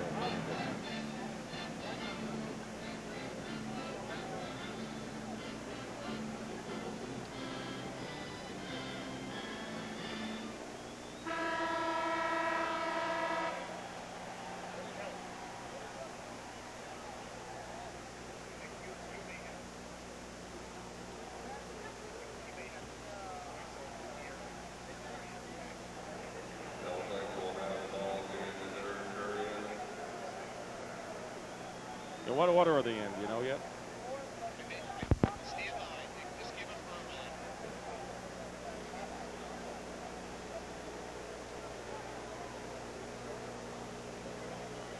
The Lakers lead 65-59. Dick Stockton and Tom Heinsohn back here at halftime, and this is a Laker kind of score. If they can get 65 at the half, it's that kind of pace, even though Doug Moe had said that he predicts a slowdown in the second half, and I know that Tom would feel that the fast break could determine this thing. L.A. has outscored Boston 15-1 on points on the turnover. Normally the Lakers don't score that much on turnovers, but they have in this game, and they have run on the turnover to the tune of 15-1. The fast break story, the Celtics had a 10-4 lead at one time, but the Lakers had run off the last 14 fast break points, so they have that 18-10 matchup. Now, the forwards, Tom has talked about the Kevin McHale situation and all the people that are guarding Kevin McHale. McHale leads or has 16 points, but they're making him work. The other three Lakers have 14 and have used 7 fouls. But McHale's going to be a man that they go to in that second half. The rebounding story, which is another factor that usually determines the outcome of this game, the Lakers have out-rebounded the Celtics 24-21. So we're back. Any news from the front line, Tom? Casey's concerned about their half-court offense. Riley wants the Lakers to get running more. Here they are. They're running more. And Kareem is within 2 points of breaking Jerry West's playoff record. They come right out with a running game, and an 8-point lead is the biggest of the ball game for L.A. You're marking, Tommy, this is an L.A. kind of score, getting 65 at the half. Absolutely, Dick, and the pace has gone back to the Lakers. Ames silences it from the moment with a corner shot, but the Lakers pushing it up. Boston back. Scott going strong inside the basket. He definitely has turned his game around in this one. Well, that little change-up of matchups is freeing Scott this time. Kareem was guarding McHale, who goes in. Rambis is starting the second period. Spent most of the second half, most of the first on the bench. Worthy, Magic Johnson, Scott, and Kareem. Open is Magic. Worthy. He went right past and split the defense. Worthy being guarded by Bird, as we said before, a tough matchup. The Celtics have not adjusted to it. He's on Bird now. Magic helping out. Bird gets Magic in the air on a fake air ball. Here comes L.A. And Ainge gets him from behind. You know, Ainge is under the gun, Dick. Magic is playing him. Here's Worthy underneath. Watch him just take it to Larry Bird and gets by him. He's got that great quickness and that fantastic leaping ability. Once he faces up, you're almost dead. Kevin McHale is the guy the Celtics want to guard him. Ainge's foul is his third. Scott. McHale out to Bird, who is 4 for 15 and has missed his last 6 shots. With Magic guarding Ainge, however, it allows them, the Lakers right now, to key on Scott because Ainge can't get back to him quick enough. Bird drops for Larry Bird, who has 12 points. McHale with 18 leads the Celtics. Kareem has 18. High point man for L.A. A little more than 2 minutes going by, third period. Rousing game so far. 1-1. This is game 3. And Bird knocks it away out of bounds.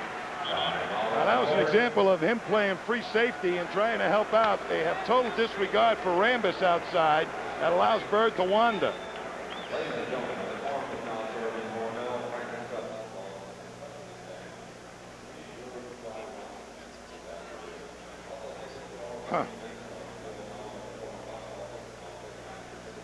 Nobody came to get me, and I was standing there waiting, and I did speak to both of them as I came down, but I was unaware of the time element.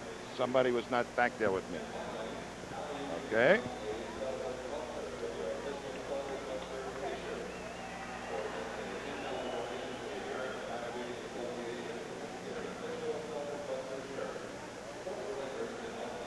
Yes. Yeah. Yeah.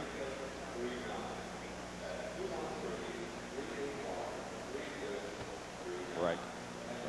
Gotcha. Good. Good, Sam. Is West in the crowd?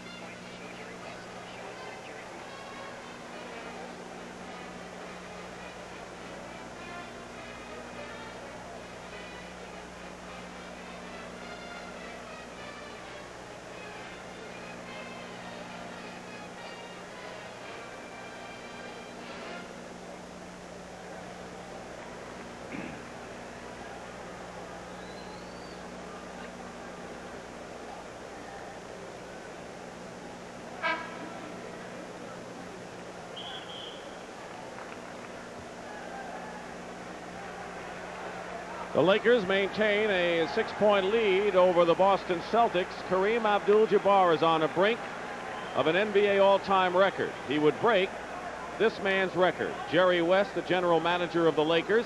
Magic Johnson had broken his assist mark. But that's what happens. One of the greats ever to put on a uniform, Jerry West. And I remember him well in these playoffs. What a competitor, Jerry West. Couldn't stop him. One regret is he never got a ring against the Celtics. James Worthy. And now the Celtics come back. Bird.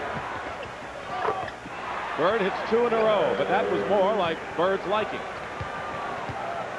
4-point ball game now. Bird has to be very intelligent, went to go for rebounds, went to turn Rambis loose. Magic misses. Kareem keeps it alive.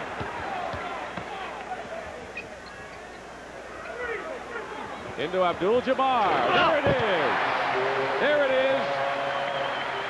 20 points for Kareem Abdul-Jabbar. And he has established an NBA playoff scoring record. He already is the all-time leading NBA scorer. Broke Wilt Chamberlain's record last year. Parrish misses a close-in hook shot. Can't afford to miss those. Look at Magic scheming up there. And he draws the foul, and Dennis Johnson was with him step for step. You know, there's the man that really has to have the determination and will. Magic Johnson.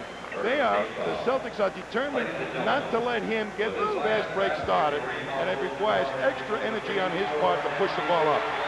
Here's the hand for Kareem.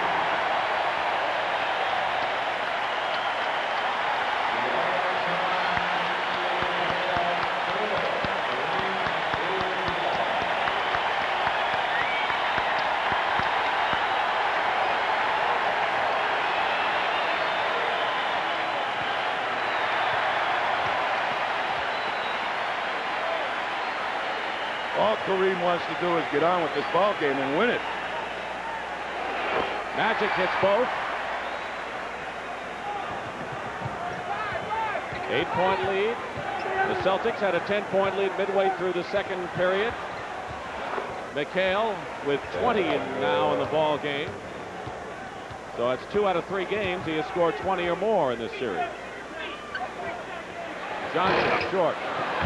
Rambis trying to tip it up, but he was over the back of Larry Bird and commits the foul. Larry Bird is so cute that he knows when to go for the rebound. That time he took Rambis on his back and knew he had good rebounding position. Now they're trying to get the Celtics, from what Casey Jones told me, McHale further involved, and the most dramatic concern for Pat Riley is stopping this type of thing. McHale going in again. Rambis. Lakers pushing it up. Key man today has been the man with the ball, Byron Scott. Steal by Ames.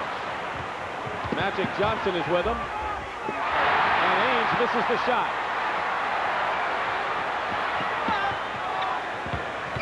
Worthy looking to knife his way in.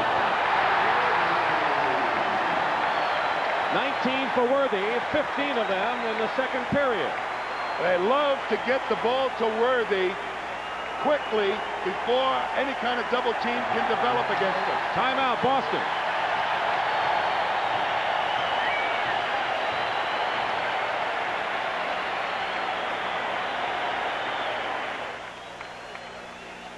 He's good on the coaches the way you got that in.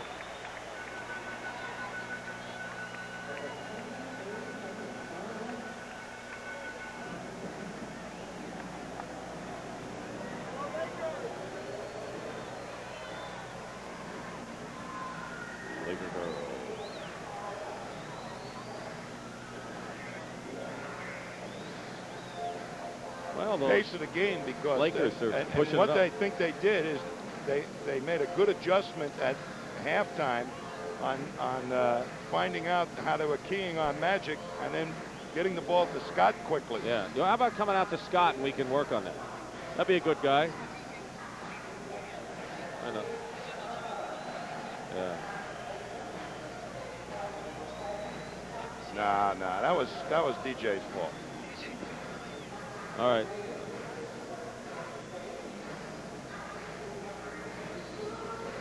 Let's talk a little bit about the adjustments that showed up here already. I'll start with Scott and you talk about what they did with him.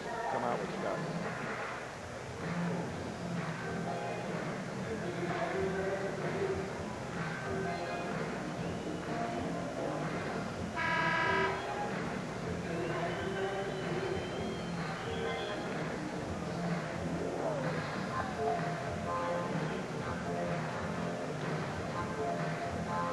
The Lakers lead by 8 with 7:42 to go in the third period.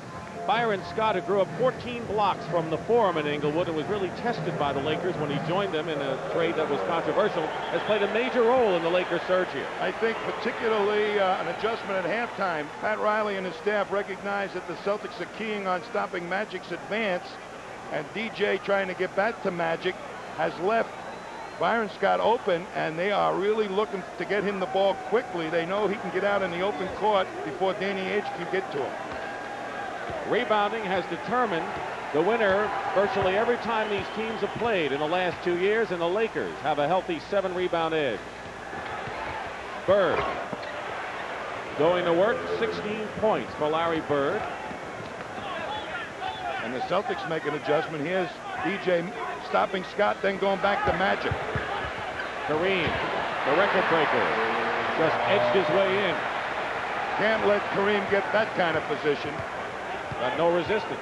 Parrish afraid to pick up that extra foul. Parrish has 2 personal fouls, so he is not in foul trouble at this point. Goes in. Johnson, Magic Johnson off the glass. A familiar sight.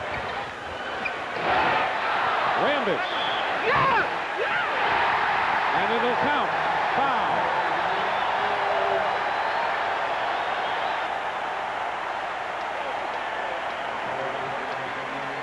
Good hustle by Kurt Rambis on the offensive glass. Well, once they got the ball up, Rambis hustled up and got himself good offensive rebounding position, but the part that really had me flipping out was Magic's determination to push it past both Kevin McHale and Dennis Johnson. 4 fouls on Danny Ainge. Rambis misses the free throw. Magic Johnson's rebounding has dwindled in the last 4 years. He really hasn't been a rebounding power, but there was an example of what he used to do.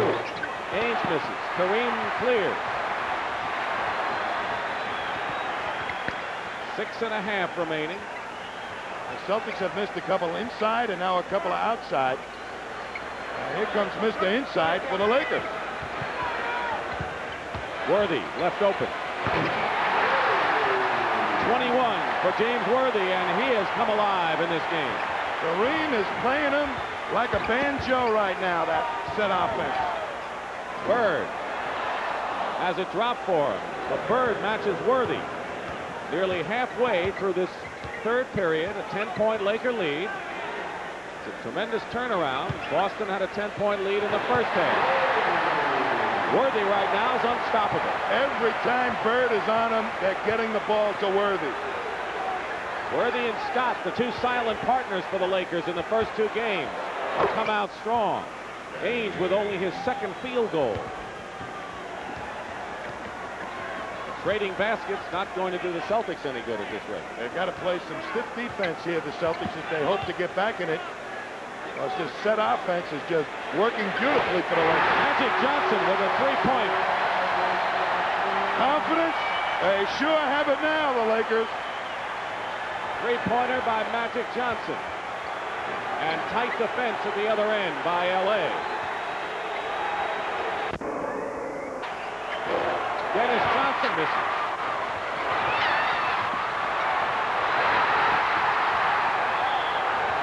And they're going to jump it. And Rambis is at the bottom of that thing. Pat Riley is out. Casey Jones comes out as well.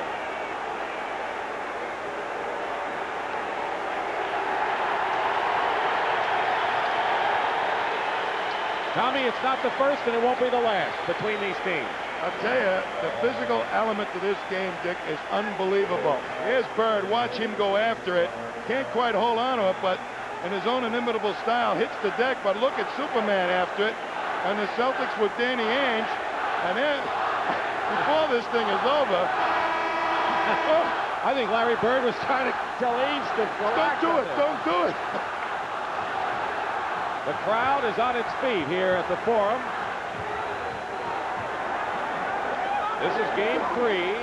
Celtics ran away with game 1. The Lakers played a terrific game in game 2 in Boston. The game is split at the Garden. First of 3 here at the Forum in a pivotal contest. Out of bounds. Boston ball, says Earl Strom. And now Ray Williams will check into the ball game, replacing Dan, who gets booed. There's Ray Williams. They're hoping Ray Williams can perhaps penetrate a little bit and find an open man. Ray Williams is an open man. And Rambis tears the rebound. Greg Kite is also in for Boston to give Parrish a breather. Worthy fires up an air ball. Look how quickly they got the ball up to Worthy's hands. Dennis Johnson against Scott.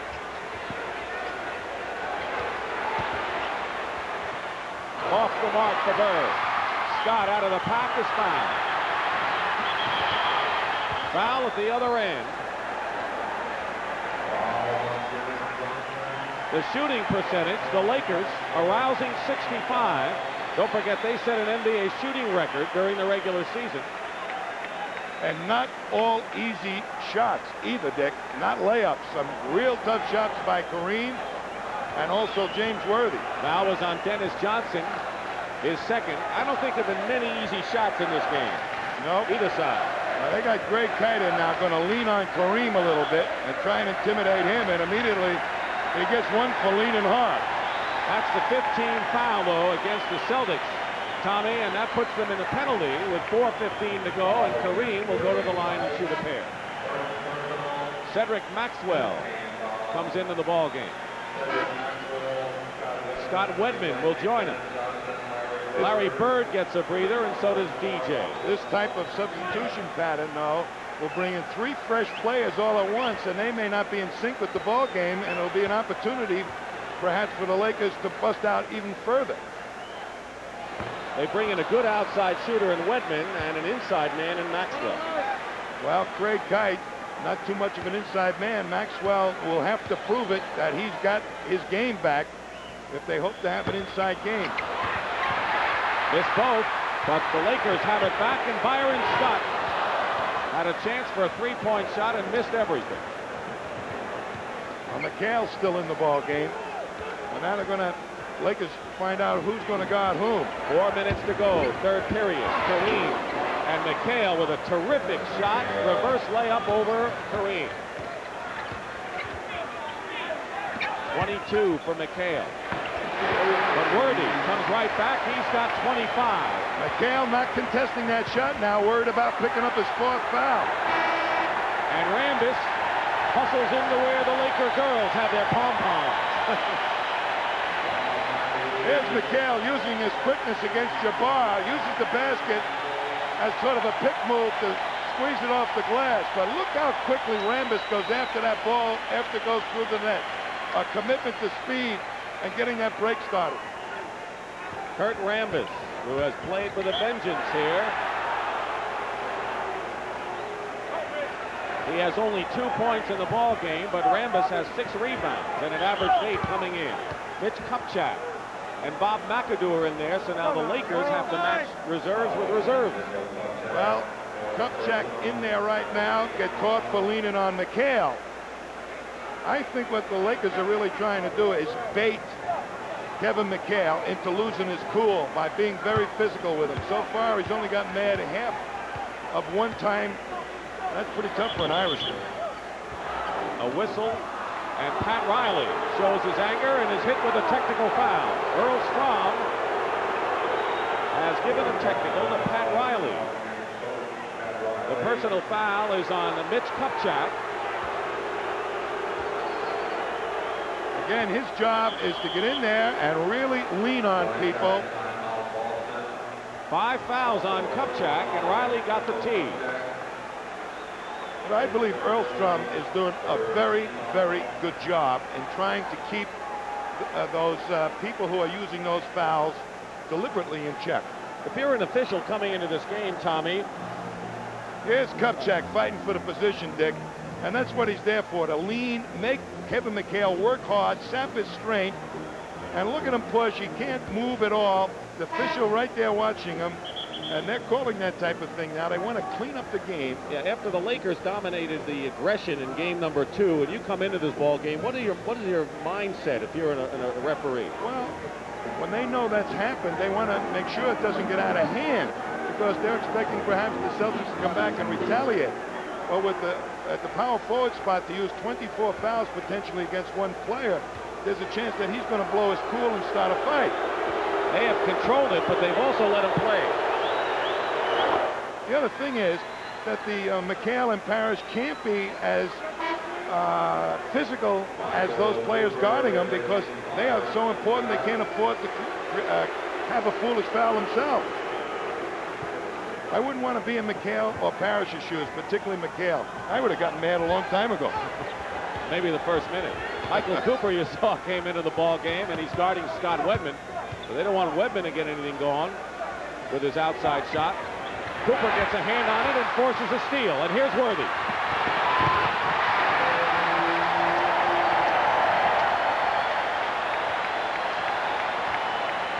There goes Swifty. 27 for James Worthy. Cooper caused it. He is denying Scott Wedman. Ray Williams open on the left side. Hits. First basket for Ray Williams. 12-point lead for the Lakers.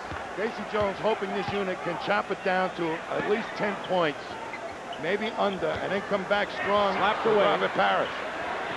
Cooper for 3.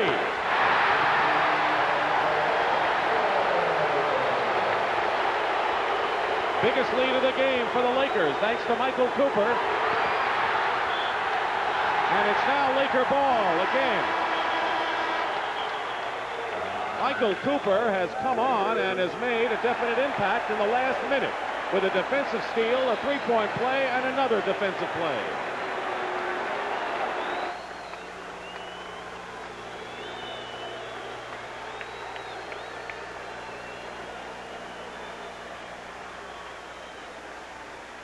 See Cooper playing Wedman.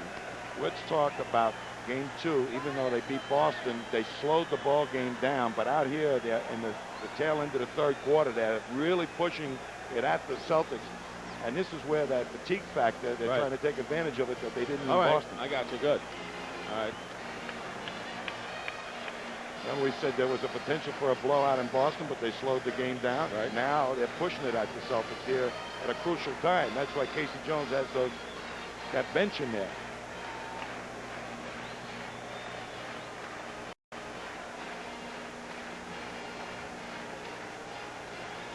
Maxwell just let Worthy go right up the court. Stuff that one. Who can't? Dumb play.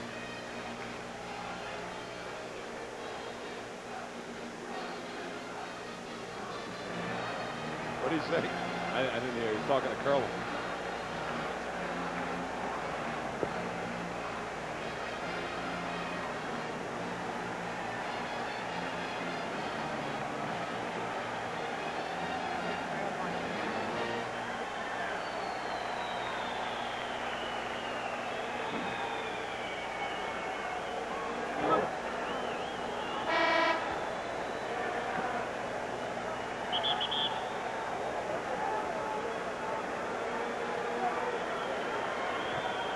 Game 4 of the NBA World Championship, live 9 o'clock Eastern here at the Forum, Celtics and Lakers.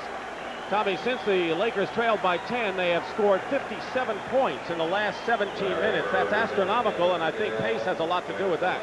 Game 2, they did not push the ball up in the second half. Here they are, and this is the consequence against the tired Celtic team. They can blow right by him. Bird back in the ball game. Celtics will need him. Kite the rebound on Worthy's miss. Worthy's the game high scorer right now with 27. Worthy is guarding Larry Bird. Into Maxwell. Slapped away by McAdoo. And here come the Lakers. Magic Johnson. Now they slow it. But the fatigue factor could take its toll the way they're pushing it up. But Casey Jones has his second unit in there, hoping that they can just calm the Lakers down a little bit. McAdoo is hit on the hand as he goes up, and he'll go to the line and shoot a pair. They're throwing haymakers at the Celtics right now, and Casey has thrown in the guys who are the sparring partners to take the blows. And if they can hang in there and smother the Celtic fast break for just a little bit. Foul was on Greg Kite. McAdoo hits the free throw. When you have your second liners in and you're down now by 16 points, how much are you trying to make back of this margin with only Larry Bird in of the big weapon? Not too much, but you got to hustle in there hoping to bang. But Riley's counted with his second unit, and they're still flying. But his second unit includes McAdoo, and I see he's got Cooper, Magic Johnson, and Worthy, who picks this off. That's Chuck Nevitt, who's 7 feet 5 inches. But Wedman is playing the guard position, and he just threw that ball away.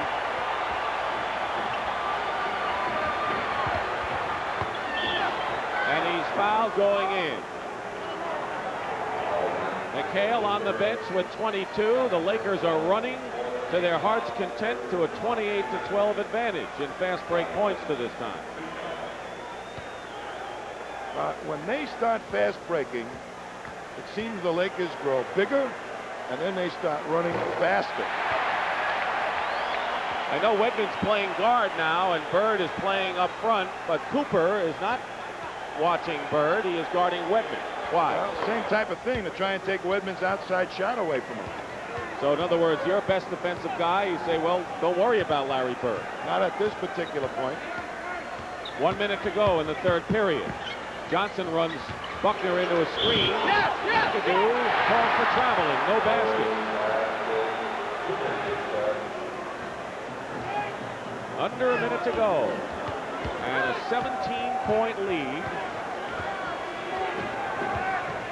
by the Lakers, who at one time were down by 10 in the second period.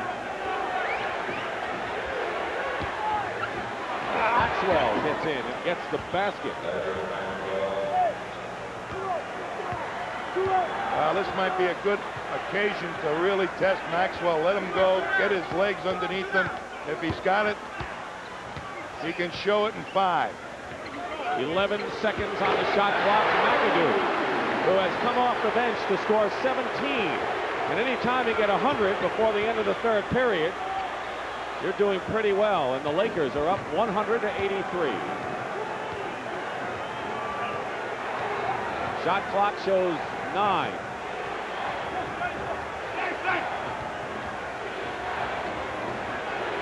Buckner left open. Hits with 2 seconds to go in the period. Worthy fires it, and that'll do it. That's the end of the third period with the score. The Lakers 100, the Celtics 85. We'll return after this word from your local station.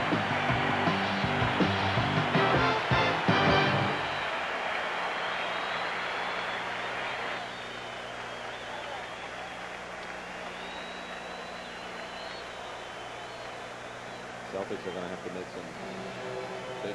some sort of adjustment for this. This is a typical, this is going to be a typical thing that the Lakers can do to this team. But the board, what do they have to do? Board? Well, I will tell you one thing. They got to stay with the first thing the guards have to do is stay with whatever Lakers guarding them. That's the first thing they got to do. The next thing they got to do is bring in Greg Kite early. Right? They're working that matchup too much. McHale.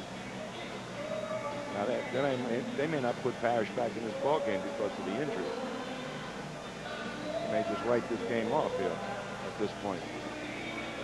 Let's see if Parrish comes back. Yeah, it's a good thing that Mike, Parrish hasn't been in, and we'll see whether he comes in. You know, they may not, because of the fact that he's not 100%, they may not use him the rest of the way. Maybe we don't want to mention that, but let's just say let's see when Parrish comes back. Well, let's just see when he comes back in, because if all right, okay.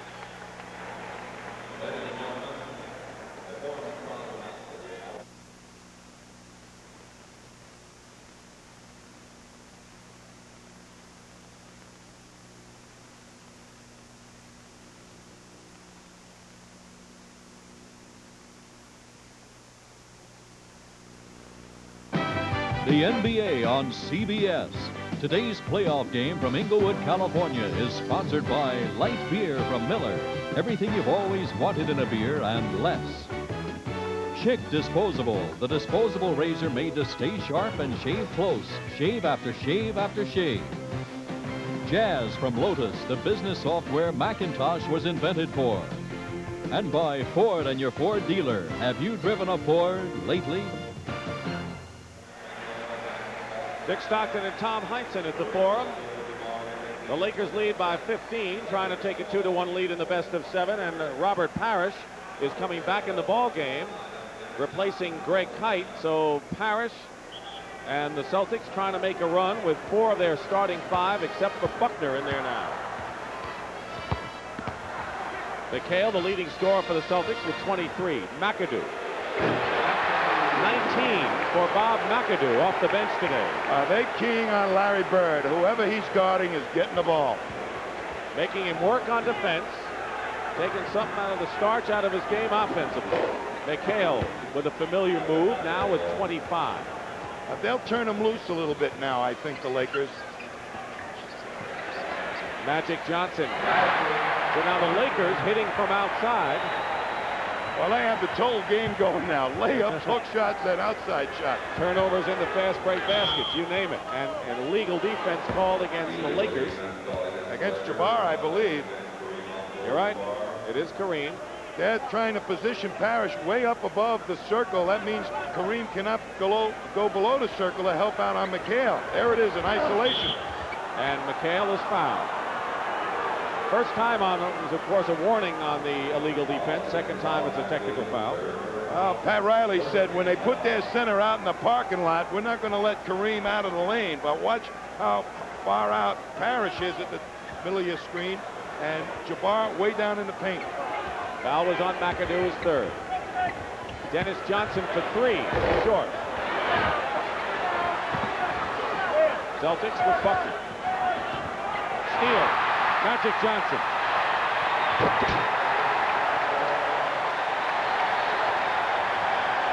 I guess this is what is known as showtime, Tommy. They got their makeup on. They've done their hair, and they're on stage, these Lakers. Dennis Johnson in the lane. Will go to the line. Danny Ainge will come back in. So will Byron Scott for the Lakers. Scott with 12. Been a big factor for LA in their running style.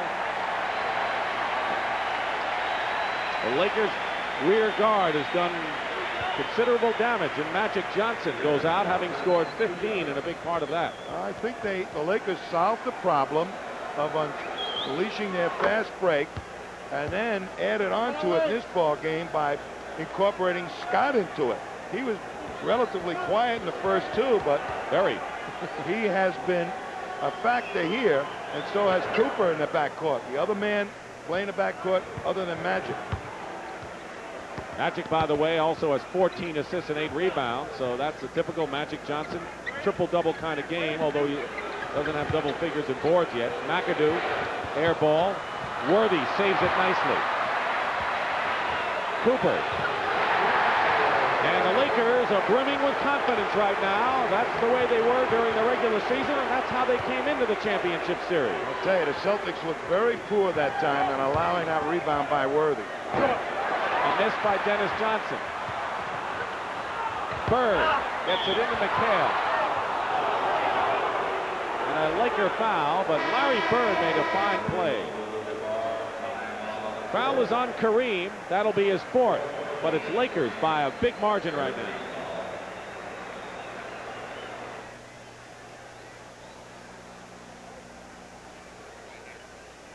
Celtics are going south, I'm telling you right now.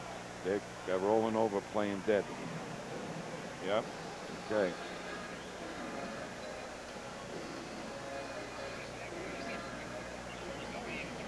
That's what I'm saying. This is okay. Yep. Just trying to stay with Worthy. But show the rebound by Worthy that started the whole thing. That's the thing where you can tell whether a team is, there's no way that he should have gotten that rebound. Okay. Okay. What? Okay.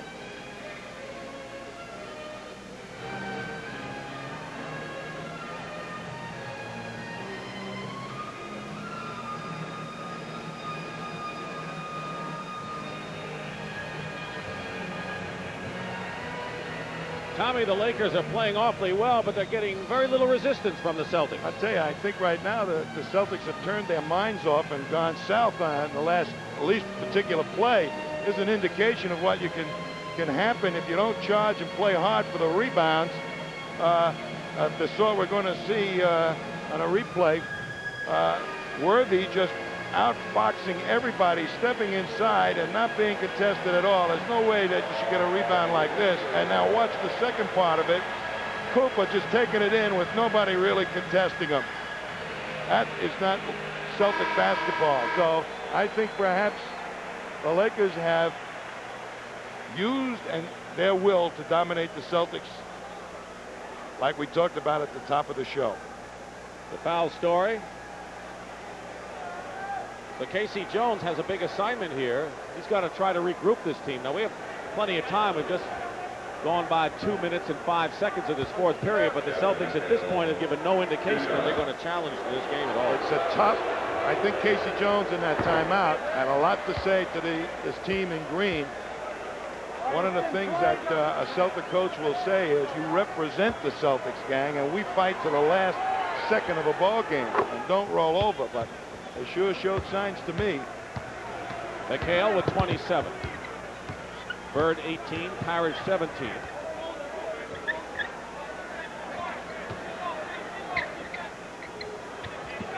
.940 remaining. Every one of the Lakers seems to be playing well, but they turn it over as Cooper and Worthy, and that was the first time they looked sluggish in the last 8-9 minutes or so. Very difficult for the Celtics to come back in flurries like the Lakers can. They don't have the speed. They have to peck away, and the time will eke out before I think they make a big comeback. Ainge misses a three-point shot. Keep in mind the Celtics, who were down by 18 at halftime in Game 2, made a great run and came within 4 before the Lakers held them off. 9:10 to go. 17-point lead now. And now they call Boston for the illegal defense. So each side has been called with one. They try to isolate Larry Bird that time to get the illegal defense called on him.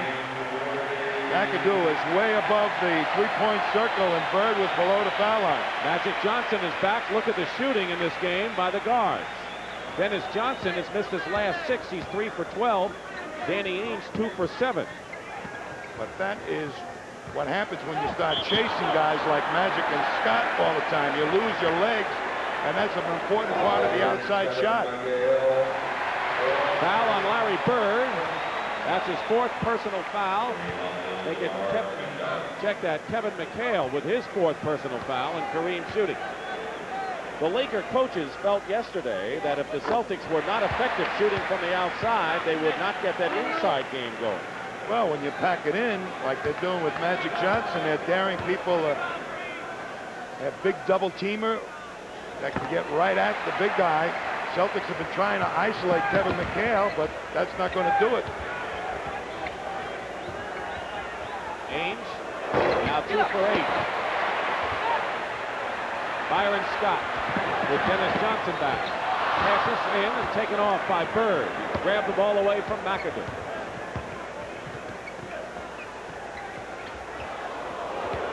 .19 points, biggest lead of the ball game. Parrish against McAdoo inside. McHale. Again. No basket. And a foul before the shot. Loose ball foul against Magic Johnson. The Celtics were victims of a lot of turnovers. And it might not be, it's not such a good idea for Wedman to be playing that guard when they're having trouble with turnover. Bird. I think Larry Bird, if you said Casey Jones was annoyed at what he saw out there, I'm sure Larry Bird is too. Well, he is such a competitor, Dick. And so much on the line. He's been carrying this team emotionally for the entire season. And he's not going to give up, I know that. And it really revolves around some of these other guys to get in and stick a nose in somebody's jersey, like Dennis Johnson and McHale right now. It's them down the end of the ball game. Get in there and get physical. 5 fouls on Bob McAdoo. Kurt Rambis replaces McAdoo, who goes out with 19 points. You know, Tommy, if Kareem gave each man a pep talk before game 2, if the Celtics go on and don't make a run here, maybe it'll be time for number 33 of the Celtics to talk to the players. Well, you know how the Celtics get. We saw it last year in the playoffs. They closed the locker room door and talk to no one and just scream at each other. And Bird's the leader of all of that. Pass, Johnson, Rambis, 2 points. Kareem, Magic, and Rambis. Inside passing at its best. Ah, that's the defense really breaking down. Shouldn't be able to do stuff like that. Cooper. Fouled by Dennis Johnson.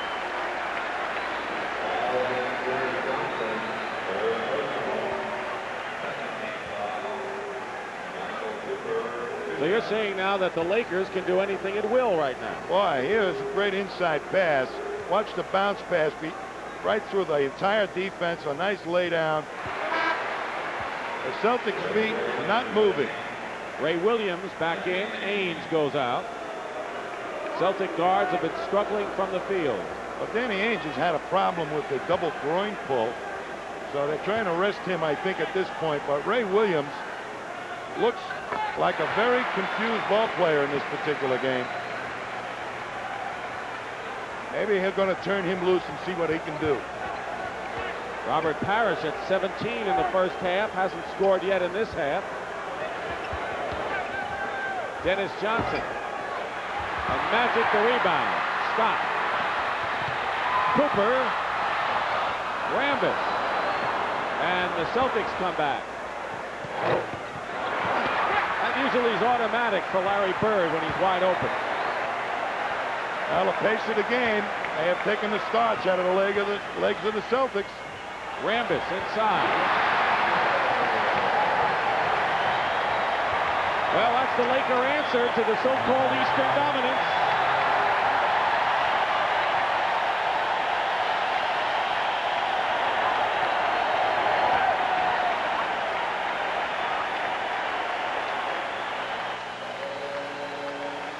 What?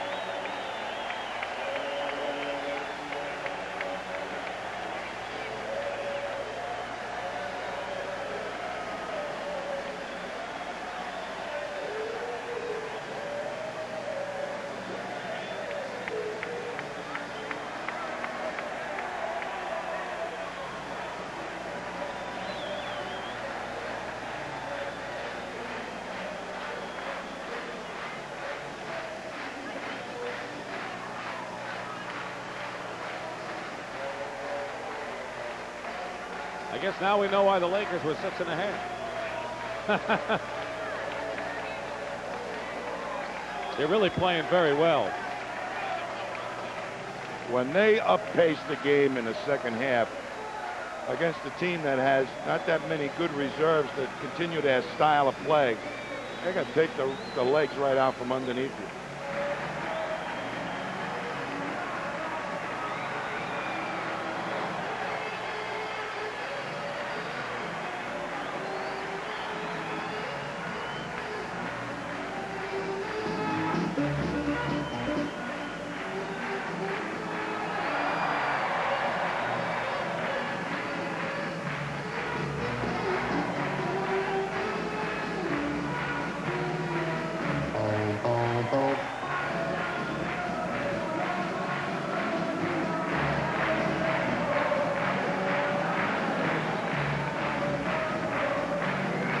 They love it at the Forum in Inglewood, where it's turned out to be a Sunday afternoon party for the LA Lakers. For those who are curious about the timeout story, the Celtics would like to maybe get 15 points in a row to make that a factor, Thomas. Leading scorers for the Celtics, McHale, 27, and Worthy, 29. The shooting in this period,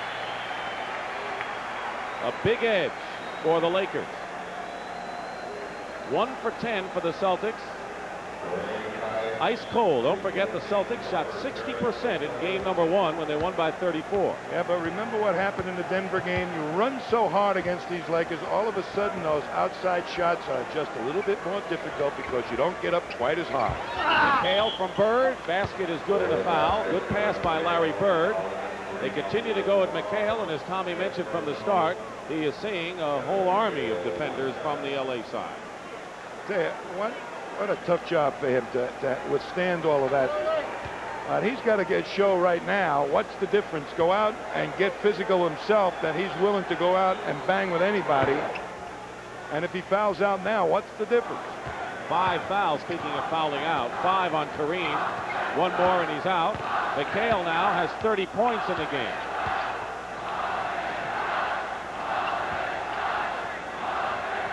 Scott. McHale the rebound. Celtics with Ray Williams. Greg Kite is in the game.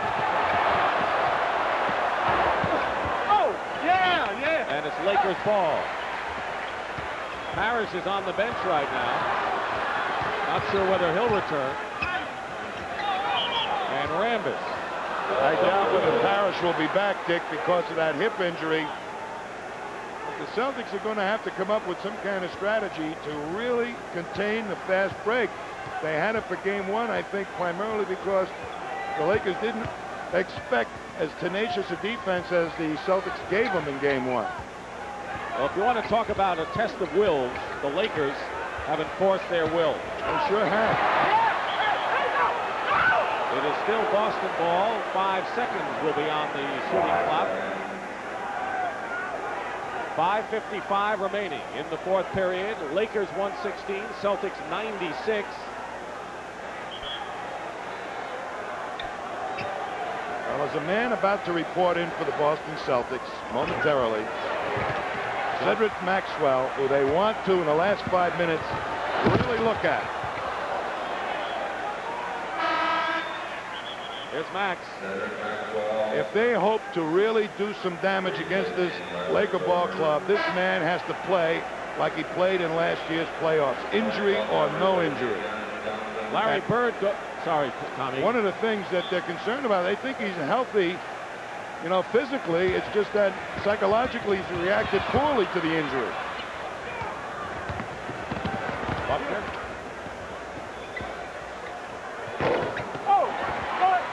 And Byron Scott. Kareem running the court. Foul by Quinn Buckner. Bird and Dennis Johnson went out of the ball game. Johnson 3 for 14, has missed his last 8. Larry Bird has 20, but it's been a quiet 20. Well, he missed some real big outside shots, Larry, and he was taking the bulk of the defense. They were going right at him. Worthy is guarding him, so when he goes up the other end of the court to play defense, he has to stay with Worthy until McHale, who the Celtics much prefer to play Worthy, can get to him. And the Lakers are really keen on that. As soon as Bird ends up with Worthy, they're getting him the ball.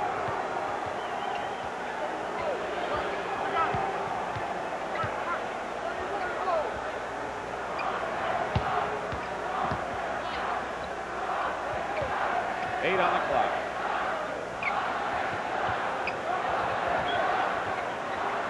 Ray Williams over Kareem hits. 118-98 with under 5 to play. Byron Scott. Whitman. Back up 5 in there for the Celtics. And Buckner with a good flip over the outstretched arms of Kareem. And Kareem's still in this ballgame. That's a surprise. With 5 fouls, but that foul situation doesn't matter anymore, neither does the timeout. Ray Williams defending against Magic, who hit. And things are going well for the Lakers. You have no chance. They don't lose leads when they get their game going. Williams looking for 3, can't do it. Rebound Rambis. Tied up by Ray Williams, and they're not done yet.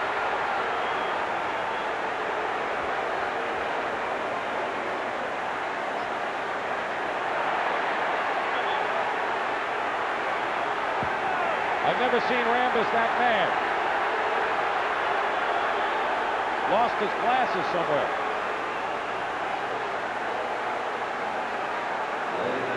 Well,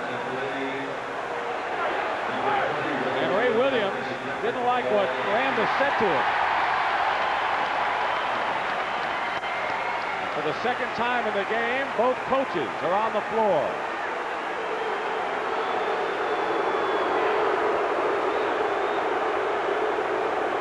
Ray Williams will be out, ejected from the game.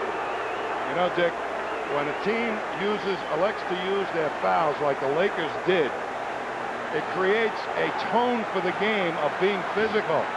The Celtics are totally frustrated at this point because they know they can't use those same number of fouls. But here's Ray Williams in frustration, and Rambis trying to free himself.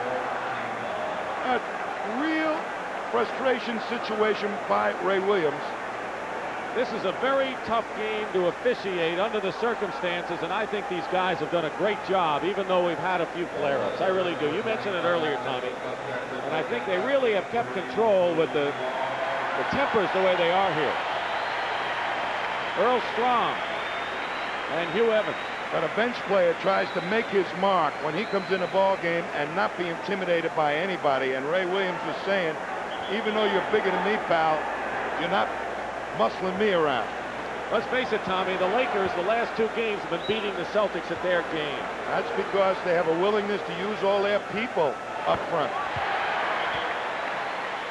Kareem is on the bench.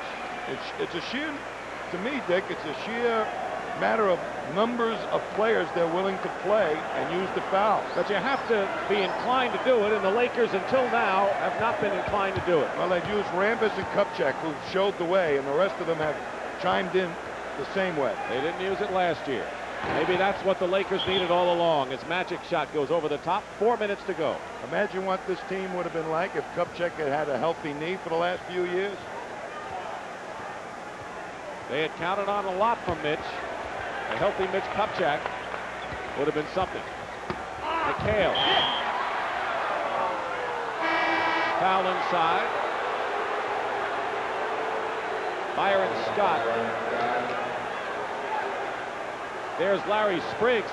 Can you imagine a game like this and Larry Spriggs hasn't even played till now? Well, here comes the other guy. Well, you know what does this mean that KC is putting Carr in there now? Well, he just wants him to play a little bit. I don't think it means that he wants to say, ML, square off with somebody. No, but quite he the can contrary. Say, make your presence felt, ML. Yeah, well, ML always does that. Magic Johnson goes out. 17 points, 16 assists, and 9 rebounds. Magic averaged 12.5 assists in the first 2 games, so he is having a tremendous playmaking series thus far. 1 out of 2 for McHale, 31 for Kevin. 121 to 101. Now let's look at some the likes of Kite. Kupchak foul going to the hoop. As a guy who may play a lot of minutes in the next few games, Greg Kite, in response to Kupchak play. Is he ready for primetime action? Well, they didn't use him a lot during the season. That's why I like to watch him for the next couple of minutes and see if he really could be a factor in this thing. In one game, he played pretty effectively off the boards, but that was the Celtic blowout.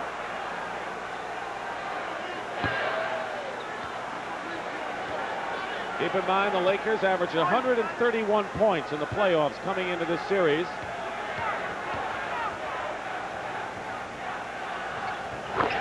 And this is their kind of game.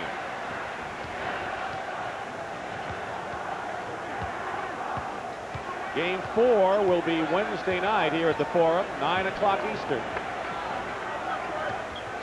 Wedman banks it in. The Celtics starters, spectators at this point.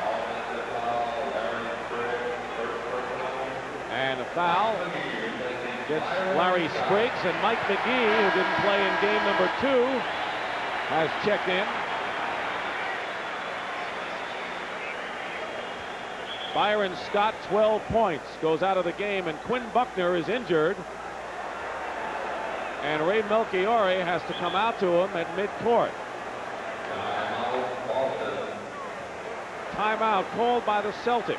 KC is out there as well. They're looking at his right wrist. We'll be back to the Forum after this timeout. That's a good point, Mike, and I'll get to it. Good point.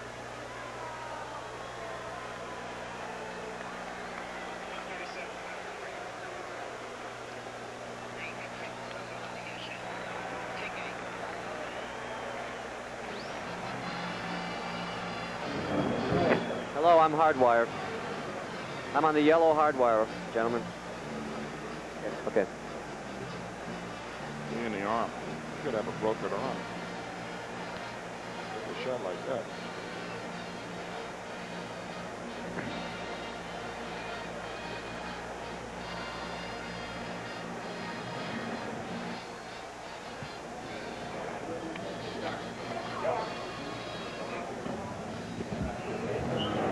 What? You got a broken arm? Okay. I thought I heard somebody say he broke his arm.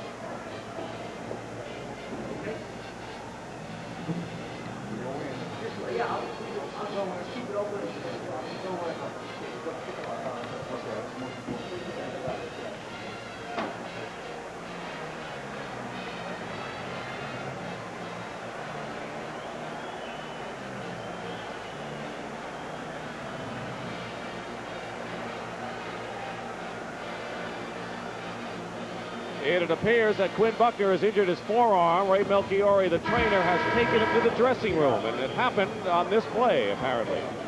Well, Buckner has to pick up a flying big wingman and took the knee right in that right forearm. Not backing away. The charge was called on the offensive man, on Spriggs. That's a tough knee. Bob McAdoo says he hurts his teammates when he's playing offense, let alone defense. Carlos Clark is in the ball game now. Hey, Spriggs. Spriggs has been a good addition. He started 32 games for the Lakers this year. 3 minutes to go in a Laker runaway. Boston led by 4 at the end of the first period. Spriggs hits outside. Then the Lakers scored 40 points in the second period to take a lead that they haven't relinquished. ML Carr misses a three-pointer, and Scott Wedman inside. Another rebound for Rambis. He's got 9. He has been a solid rebounder for 3 games for the Lakers. 2.5 now. Inside, Cooper to Spriggs. On the line, they say, so it's... You know, Dick, when you have a blowout of this proportion, as we're looking at Chuck Nevitt coming in.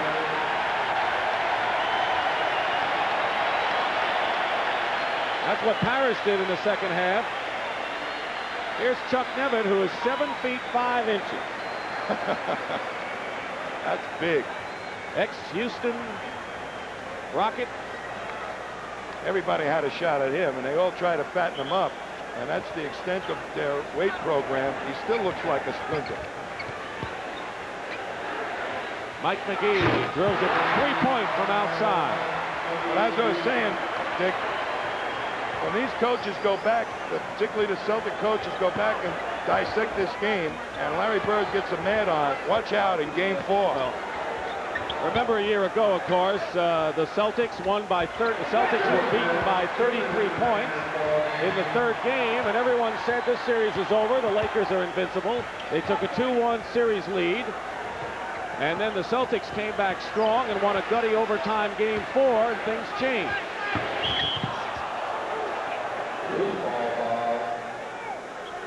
Here at the Forum, game number 3 turned out to be a Laker runaway. They beat the Celtics at their own game, the physical game. They ran away from them, and they had everything going full blazes. And with James Worthy scoring 29 and Kareem coming back with another solid game at 26, the Lakers imposed their will, at least in this contest, on the Celtics and are headed for their second straight win in the series. And Pat Riley said if we can hold the Celtics to 44%, we'll beat them. He's held them to 43 in this game. One of the things that they did so well was cut off the inside game. Even though McHale did score in there, he really had to work hard for those points. And then they got their fast break going. The first thing of order for the Celtics is to stop that fast break, get the ball out of Magic's hands. And they couldn't hit the outside shot. The Lakers were able to pack it in inside. We showed McHale, he scored 31, but he worked very hard for that, and the Lakers kind of achieved what they wanted to do because they were able to play physical with all those people off the bench. Well, that's a tremendous advantage for a coach to say, hey, look, I want you guys to really lean on the people underneath there, and I don't care if you get a foul. So they do it because the coach tells them to do it. Carlos Clark, second year from Ole Miss, on the line. And the Celtics don't have that luxury because their key guy, Maxwell, who will be a reserve, is not 100%.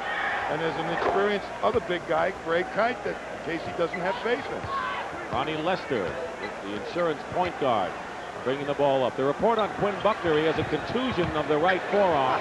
No break. But Buckner is another injury that the Celtics have to deal with. But as Red Auerbach said, we have had players shaken up before, and it's the playoffs, and you come to play regardless of your aches and pains or work. Lester is on the line. Ronnie Lester, actually after Magic Johnson, is the only other legitimate point guard on this team.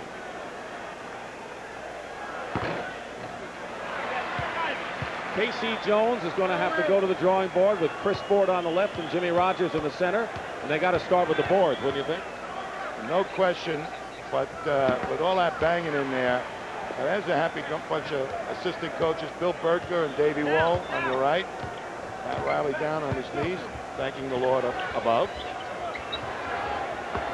Tight inside, blocked by Chuck Nevitt. You can do that when you're 7 feet 5 inches.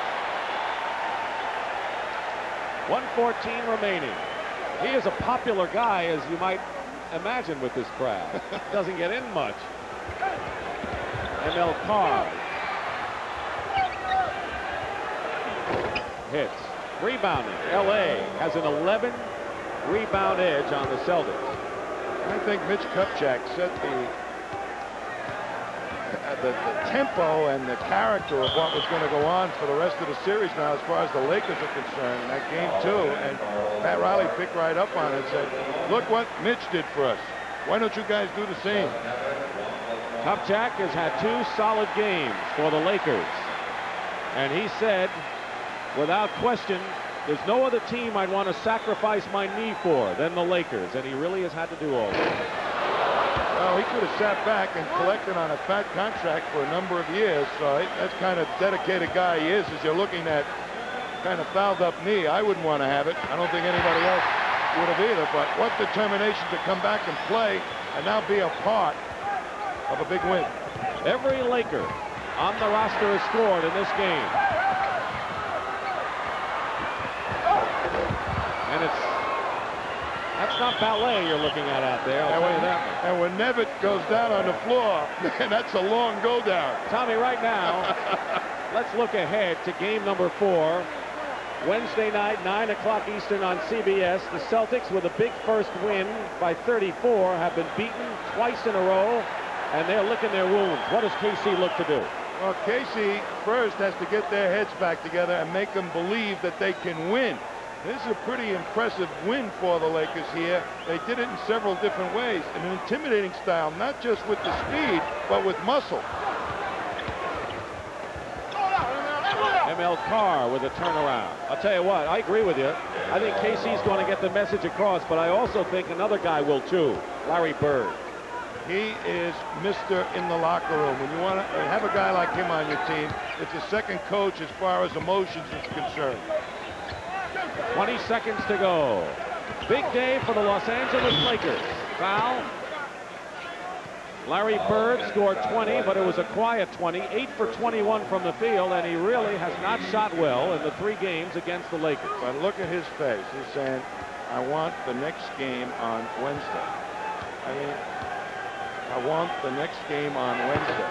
And the Lakers, of course, know, unlike last year, they have 2 more home games now. The series doesn't go to Boston for Game 5. We'll see what kind of a factor that is as the series goes on, but the Lakers will take them one at a time, and it was a day in which Kareem Abdul-Jabbar broke Jerry West's all-time NBA playoff scoring record. Laker ball with 8 seconds to go. Nevitt certainly gets out into that passing lane when he sticks that arm out there. Celtics had a 10-point lead midway through the second, and the Lakers went to work. They scored 57 points in the next 17 minutes, and they never looked behind. Ronnie Lester. Right at the basket. And the game is over. Spriggs gets the basket. The Lakers have taken a 2-1 lead in a rousing 136-111 victory. We'll be back to the Forum in just a moment.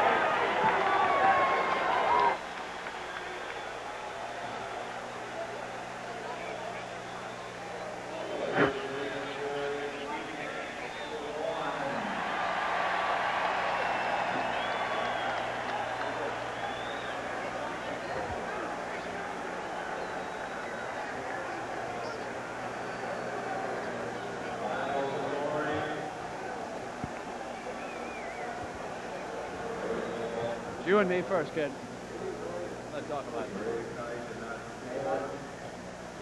How much time do we have, Mike?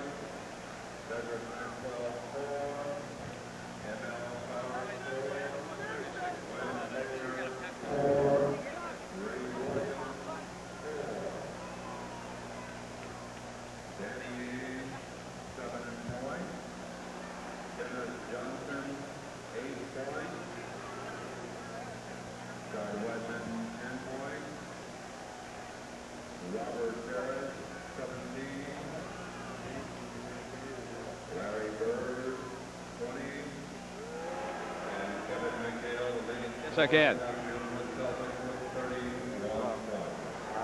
Mike? Oh, Jesus. They're into their, okay.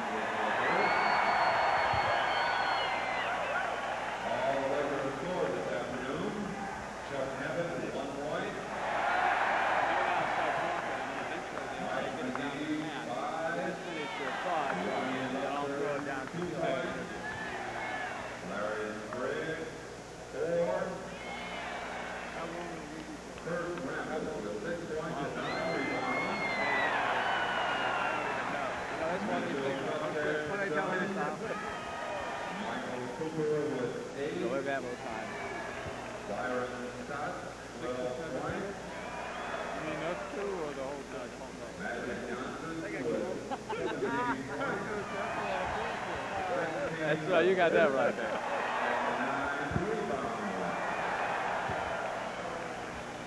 Kareem Abdul-Jabbar with 26 points, 14 rebounds, and 3 block shots. Bob McAdoo with 19 points. The Lakers win it, and they take a 2-1 lead over the Celtics now in this NBA World Championship Series. And Doug Moe, a couple of things now. The Lakers are much more aggressive than they were last year in the championship series. It's like they've taken a page from the Celtics. Throw enough fouls at another team, and they won't call all of them. It's not even close to the way they were last year. They're twice as good a team as they were last year, twice as physical, and it's going to be tough for Boston to come back, but don't count them out just because they got blown out in this game. I think they may end up turning around and winning the next one. All right, now let's go down to the Laker locker room. Here's Pat O'Brien with James Worthy, and Worthy came to play today, Pat. He sure did, Brent. 26 points, 1 rebound. What got into you today? This is your first big game of the series so far. Well, this was an important game for us, and, you know, I struggled a little bit in the first quarter, but I just had to continue to shoot my shots. You know, once the momentum switched to our side, we really didn't get into our game until about the second quarter. So once the flow started going and my shots started falling, the confidence started getting a little better. You did have a lot of confidence, as we saw one of your dunks there, James. What about the physical nature of this game? This seemed to be it was a very physical game. Well, we know that's the way Boston's going to play, so we're prepared for that, and you know, we're going to hold our ground and play physical. No, that's the way they play, and you have to meet fire with fire, I guess.